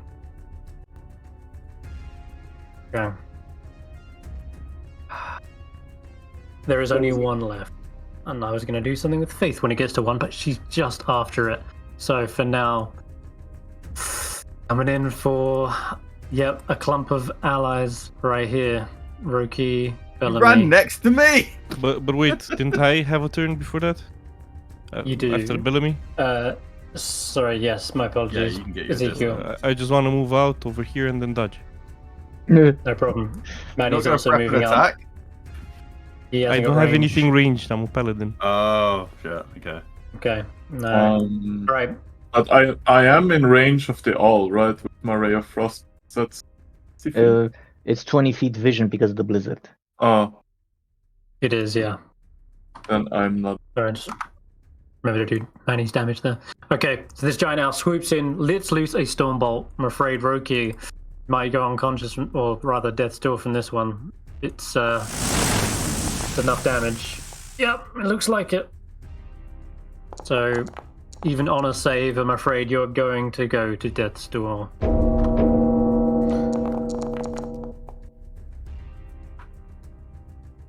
As I'm going down, could I just like say to Faith, like, Faith, hold out your fuck, I forgot the word. Holy symbol. Hold out your holy symbol, and imagine the owl not burning with flame, but with divine energy, and believe, and just hope that she tries it. And Okay. Hope that she can do a sacred flame. It's a cantrip, so. It is. Oh, Brina gets a shot. Let me just do that real quick. But you're right. She. God That was damn. something. That was something. That was the concentration check for the hunter's mark. Right. Right. Okay. I was just wondering what. My character sheet's showing like an X and a tick. Is that just like the? Death thing, Yeah. right? Don't worry about that. That's on death's door, basically. Yeah. No, okay, yeah. Okay. I need to make sure I got some ammo. Ah, damn it. Oliveros? Yeah, she she looks like she's out of arrows, but I'm just gonna give her some more because it said She 20, wouldn't have but got it two only had 2. arrows. Yeah. Yeah, I know, right? No, she just reaches deep into the quiver and goes, here we go. Fires, hits, 8 max damage, bloodied. The owl careens into nearly that tree and then Yeah, but now it's pulls flying back. by me. Now I'm in range. Now I can cast Ray of Frost, right? Yeah, actually. Yes, 20 foot, yeah. I am Yes. paying attention. Get a shot on it. Max Damage as well. Oh maybe my people god. need help. It's on Fuck you, 1. bird. It's on Okay. 1 HP is enough to have it survive and live another day. And it does pull back and swoop up into the blizzard, disappears. Faith, finally, plucking up the courage and using Roki as an encouragement, pulls out the 6-pointed snowflake of Oril and looks up to the sky and shouts, Oril! Please, just spare us! This isn't... We're trying to help! She thinks for a moment, trying to cast a spell, but rather than, like, attack the creature, she just seems to, like, have a flickering of light in her eyes for just a briefest of moment, almost like she is channeling something. And the blizzard, in fact, abates, rather than just this owl dropping out of the sky. You can still see it some distance. I don't know if anyone's got enough range for it though. What? But I'm gonna say that the blizzard does abate for a moment. Weather effects, none. There we go. As she calls this out, you see the owl even actually swoop away, almost like not just the blizzard has heeded the blizzard, but also the owl seems to have like heeded her call somehow, and flies up way up into the sky and over the mountain, enough for this combat to be over. But I'm going to keep the turn order here momentarily, as you guys can make your way to the end of Devil's Pass, it seems. Brina turns around and says, right, this is as far as I go. From here on out, it's just all you. Just down there is the way to 10 towns. You shouldn't have any trouble finding a way. Follow the path. Once you get out of the mountains, it'll take you down into Goodmead, I think. Should get there tomorrow. You make good time, that is. From there, you can get whatever you need. If you make it that far. Your assistance says- is appreciated. All right. Good luck. And with that, she just lets you on by through Devil's Pass for Are we a brief are we moment. out of initiative right now? At the moment, you are out of initiative. Okay, then immediately I'll, seeing that Roki's looking really rough, I'll bite my wrist. Blood will start seeping out of my wound and into Roki's wounds or burns, and I'll cast Cure Wounds on him. Cast it. Okay. Uh, Not gross at all. hold on. You're a Hey weird. man, it's honest work. Honestly, because I was nearby when that happened, I would like to do maybe perception or investigation check to see what's up with him. If I'm allowed to. We were moving out here. Because Yeah, we go ahead. realized, like, I feel like at this point we realized he's not a regular ranger, right? Sure. Is that fair? You could roll an insight. Let's roll an insight, I guess. If he maybe wants to open up to us after seeing that. Can I just be like, is he a vampire? Some He- vampire-esque thing. He probably is, but our characters don't know that. That's why we're rolling checks. I'm right I'm now. just rolling insight. I'm looking to see if I think he's some kind of vampire-like creature. I feel like both yeah. of us have a good idea of what he might be. No, it's gotta like. Well, that's weird for a ranger. Out with 20 it. and 22. What You do tell you him, mean? Bellamy. Well, This. I don't know a whole lot of rangers that heal other people with their blood. Well, first of all, how many rangers do you know? At least two. Right. Well, you gotta understand that this thing, magic, ain't an exact science. At least not to me. I'm not the learned side. This is just how it comes naturally. Can And you walk? Well, I studied my entire life magic, an attempt dedicated to the magic, and I would consider myself quite knowledgeable. really, All can you kinds heal? of magic. Can you heal people? Not yet. But what I'm saying is, you should not be able to. People, you're a ranger. What? Save So- it for later. We need to move. Yep. 6 out of point. Let's go. Okay. And All stay right. alive. Just as you get to the end of Devil's Pass here. Oh god. I'm gonna say all of you are kind of grouped up roughly. Mm-hmm. Be here. Again, without warning. Another crack of lightning, but this time the owl has kept its distance. It doesn't strike at the party, but rather at the mountain itself. This burst from this clear sky, it shatters rock and sends this almost kind of like landslide down towards you. I need everyone in the front here, so Stef, Roki, Bellamy, Ezekiel, all roll me dexterity saving throws. Okay. Wait, how do I roll dex? Here we go. Okay. Faith somehow is not caught in this blast. Oh no. That is fails on Ezekiel, Roki, and Stef. However, Roki, Bellamy, first you can again still wary, still looking out into the sky. You manage to claw your way to safety, but Faith drops to her knees, clasping her hands together. Tears stand on her cheeks. Her whispered words have been useless up till now, but now they seem to suddenly take on an unnatural volume, echoing up and down the ravine, though the exact words still seem to remain indistinct. That holy symbol that she's wearing begins to glow, and the six-pointed snowflake hovers up, almost out of her grip, and the boiling sky begins to calm, the flickers of lightning fading away, and when Faith looks up, she seems to be changed. She seems to be standing tall, eyes glowing.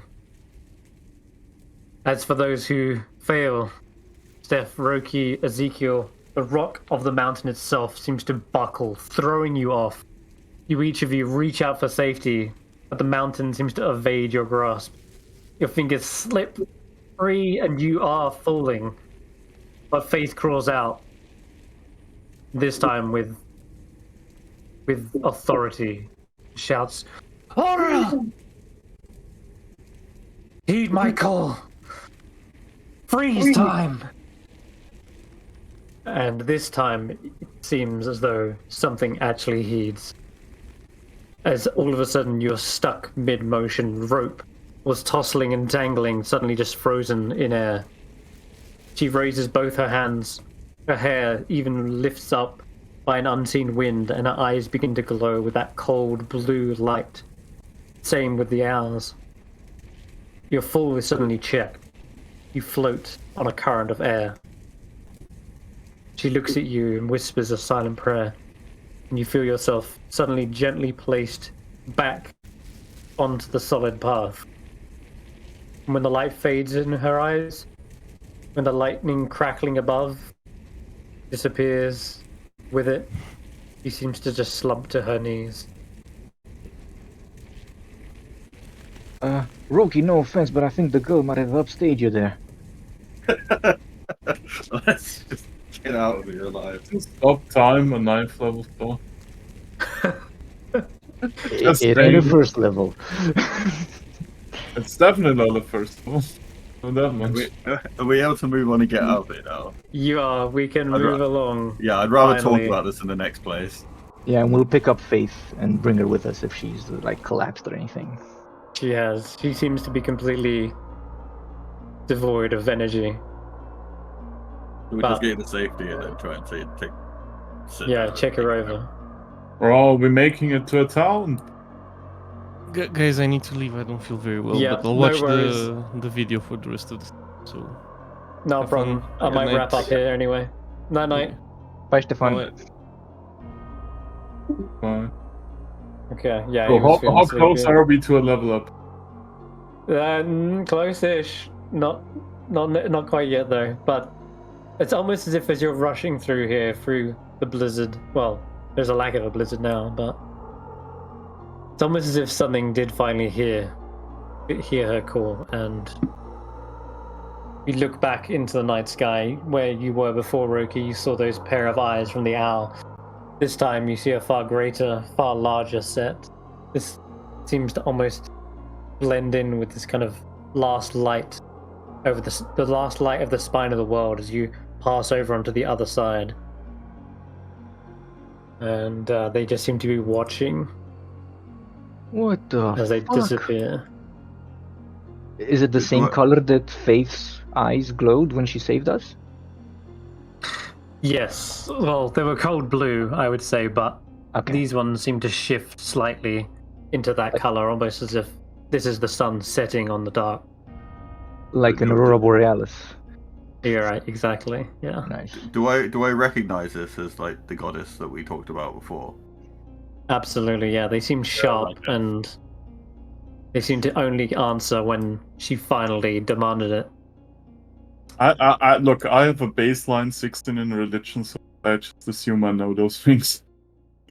You know Auril, perhaps, the goddess of winter's cruelty, yes.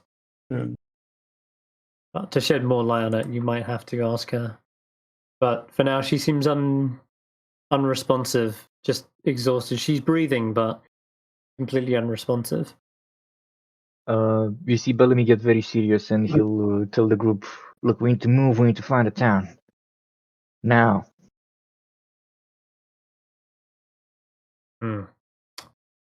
Where are we actually on? Are we on the 10 trail or? Yes. No. Tentre was completely blocked off. If anything, you're about like here. But don't worry about too worry about specifics, because I'm gonna say this mountain path kind of leads all the way down into Goodmead, be your starting town. Good meat or Dogan's Hole. Good. Yeah, near enough. Yeah, near there. You would have come through the 10 trail had there not been a constant blizzard for the last 2 years. That would have led you to Bryn Shander, but you've kind of come out through a secret passage in the spine of the world and ended up, heading towards this one. You might even bypass Dugan's Hole. But we'll figure that out next session. But you guys are alive, barely. And did you expect to kill so many of the birds? We almost killed the third one too. Yeah, it was a race to see if you could get down to the last bird and really the catalyst was great from Roki finally telling Faith to sort of muster up the courage. And nice. Yeah, that was what tipped it in the final.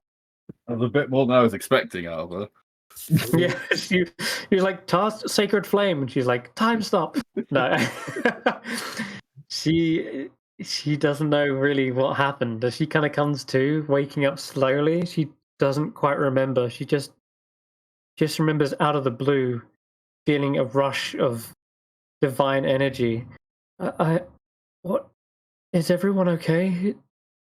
We're fine. Don't worry about it. Just stay focused. We're gonna get you into town. Everything's gonna be all right. Thank goodness. I was worried you'd fall for a second. Can I make sure her holy symbol is like cupped in her hand as I'm like holding it, saying, "You really must be chosen. That was a lot." I don't remember. I just felt like I wanted to help you, save you from that terrible fall, and mustered all my will to do it. I imagined time freezing and just pulling you back to safety. I feel like maybe she heard that wish. I think she came down. I don't think she just granted you power. I think she came down, or a piece of her came down for a moment. That was a lot more than most clerics see. I don't know how to quite explain it. All that matters is you're okay. She seems like short of breath. Yeah, I think rest is most important now, but we're all okay. You don't need to worry. All right. You saved it. You kept us safe. Like you said you wanted to. If anything, we should be paying you. She says, "Oh, about that." She looks out over into Icewindale proper. Suppose you definitely earned your reward. I'll give it to you once we reach town. We can all share a good mead in good mead. Let's focus on rest. But yeah, mead sounds good. All right. With that, then, we will expedite the rest of this travel. It seems almost like, as I say, in that call, the blizzard like pushed back in a way that opened up a hole through this wilderness that you're able to sort of pass through and reach Goodmead without much further trouble. And with that, also, I'm also gonna give Faith her actual first level. She has leveled up, level 1 cleric. She is Tempest Domain, and nice. She now has a couple of actual spells that she can now harness. So Cure Wounds might help you out a little bit in here and there, but she is going to need rest for some time. So you might need to take a couple of days out whilst you guys, go around town or whatever. But yeah, it can be more than just an escort mission at this point. She can actually begin to help you guys. Okay. All right. Well, yeah, the first thing we gotta do is like find a place for the business, for the repair shop with the Roki and Stef, and we can leave her there. Yeah. Absolutely. In fact, have I got art for this? As you enter into 10 towns, let's see.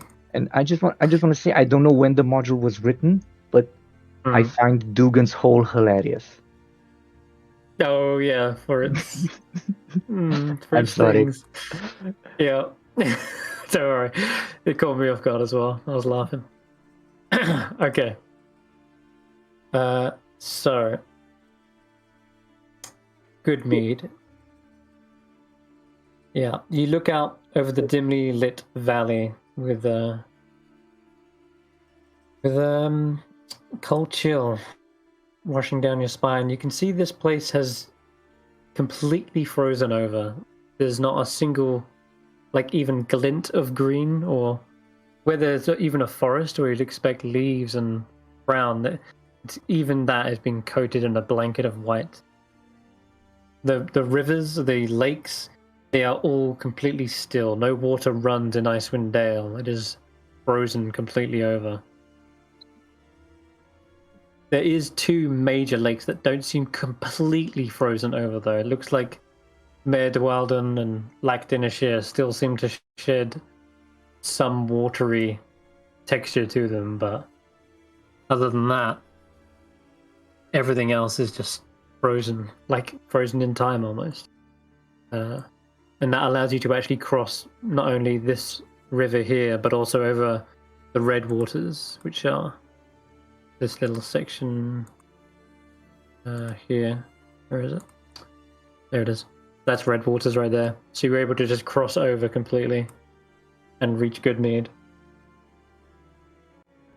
Faith looks over the world as well and says, something is wrong.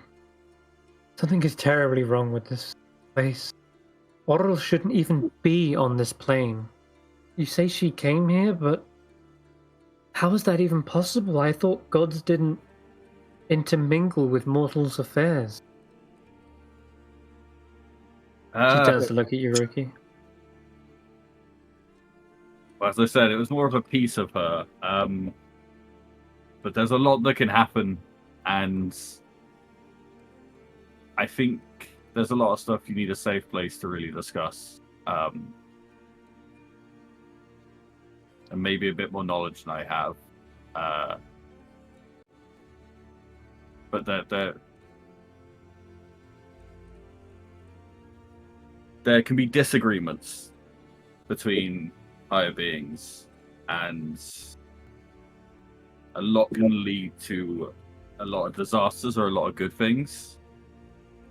But yes, her being here in that kind of way is not necessarily a good sign. But I have a feeling answers will come, and this isn't the end of our adventure. Well, I've heard of a certain wizard from Waterdeep who made love to a god. Mm-hmm. I think keep going where we're going and we get the answers we want. More than I know. When that lightning was striking, and I felt pain with each blow, and I wasn't even struck. It was almost like Auril herself was in pain. I need to find my goddess, wherever she is in this world. Well, Will you help me? if it's something as big as a god, it should be easy to find, right? Don't listen to Bellamy. Sure. Let's follow Faith. Let's see where it takes us. I'm sure there's a joke somewhere about a cleric following Faith. Okay. Well, guys, you have made it to your first town. Finally, the lights of civilization flicker in the distance. The chimney smoke is a sign, a sure sign that there is warmth in those buildings. And the trail is much more worn, and you can start to catch the road and run up into the thoroughfare. This is the art you can see in the top left, and there's even a smell in the air that's sweet, like honey, and it's all the more alluring as you arrive in this little quaint village. It's kind of squat dwellings, and it's odd. You're expecting like thatched roofing and housing, which there is, but there's carvings of dinosaurs and serpents that are overshadowed by two-story structures. There's a massive mead hall, and even on that you can see like bones and tusks, all like maybe even sort of carvings, paintings, sort of resemble like wyverns and other mythological creatures. This is a strange like contrast to what you was expecting, but it is actually hinting at perhaps the first like settlers of Icewindale. So But yes, this little town nestled between the Red Waters and a nearby evergreen forest is Goodmead. And so yeah, as you rush up, find yourself in the warmth, in the shelter, you can smell that unmistakable ingredient for mead, that sweet honey smell. And you can actually hear a buzzing, like a literal buzzing with some sort of droning, maybe of bees nearby. I am buying the first honey cake I see. now that we're here, we're kind of a safe place. Can I pull Bellamy aside and like? Yes. So what did I spot about Bellamy on the insight check earlier? Like, that is up to Bellamy to determine. Really, I'm So- not gonna. You go know, so for example, you know, because you're a cleric, you know that you would heal people differently than maybe a druid would, differently than maybe a ranger would. Now, I don't know what your personal experience with rangers is. What you felt at that moment, because you were the one receiving it, was just a type of magical energy revitalizing you. The method was odd, granted, but it felt just like a normal cure wounds. Like something wasn't being taken from you, nothing was infiltrating your body. It felt just like your healing does, but the method indeed was something you hadn't seen before. And you can feel free to ask other questions, and I'll think of answers for them.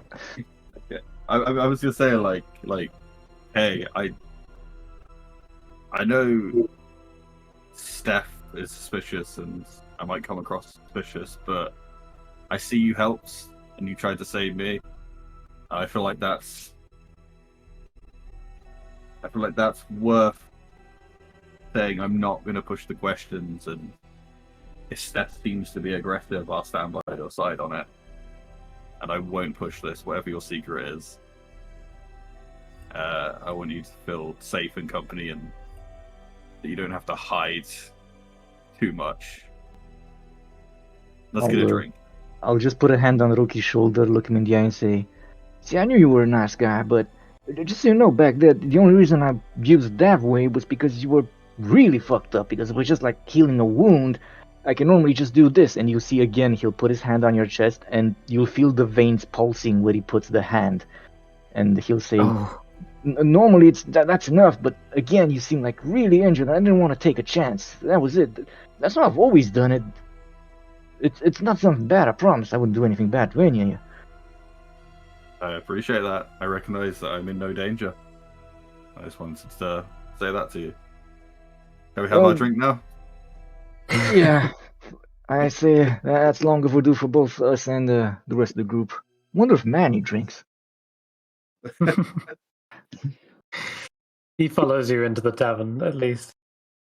And I should see how many goats there are left, but I'll do that in the town time. So, finally, after the bitterly cold journey through darkness and snow, the township is a welcome warmth. And I start a fight with the city guards? You're just immediately into a brawl. Oh no. It was a joke. I would be surprised. So yeah, as you've entered into the mead hall, right, to get the drinks. Yeah, you see, there are several bundled up figures here, and one of them, taller than the rest, hails you. "Hail now! What's this? Who goes there?" And this man approaches you. Swept back hair, kind of full beard, and plenty of warm furs over him. Seems to also have a symbol on him, and doesn't look like that in the picture, but rather in the top right, you can see this emblem is like a tankard. This you can only imagine is the sort of banner of Goodmead. So a good place for me. Travelers, you've made it far, I suppose. Look like you're covered in snow. Come in, warm yourself by the fire. Do we really look like we're not from around here? So He looks. I can spot a sore thumb when I see one. Well, we are in much need of rest, and you look like a good man. Welcome. Come in from the court. Let's hear your story. And my name is Kendrick. Speaker Kendrick. Kendrick, I am Roki. I'm a helper, a healer, and a man of many friends now. Friends are good in these times. Very hostile out there. At the minimum, I feel safe with these people. Let's get a drink. And then You come to the right place. Can I just order a round for everyone? Oh, you're paying? Absolutely, yeah. Yes. Good man. First I round's knew I on liked me. him. I knew I liked him. One request, guys. Since this is gonna be like just a cool tavern cinema on 2RP, could we just try and do it next time? So maybe Manny and Stefan are back, so they can chime in on the conversation. I think that's a good idea. And I know we started a little bit late. I was gonna round it up here anyway, because yeah, like you say, don't want them to miss out on stuff. Okay. What am I paying for a round of drinks? We'll sort out that price in a bit. I'll get the next one. We level up now. Can you level up now? Actually, I'm gonna wait off. I wanted everyone to be present for the level up so that you could like exchange your stuff. But it's soon. You are very close. I was about to say, wouldn't it make sense if we do the level up now so we have more time for the actual game or session? But I'm fine with you. It's only level 2, and actually Ezekial already has most of their level 2 already, as it happens. As rangers, active rangers. I'll have to look into it how to even do that. It's very easy. I can show you off stream. Yeah, but I'm gonna pick like subclass and. Yeah. Guys, I'm gonna have to go. But thanks a lot for the fun session, and catch you next week. Alrighty, see you later. Bye, guys. I will sign off the stream before I forget. It will take a little bit more time for me. Okay, so we'll tune in next week. See you guys then. Bye bye for now. Bye, Mom.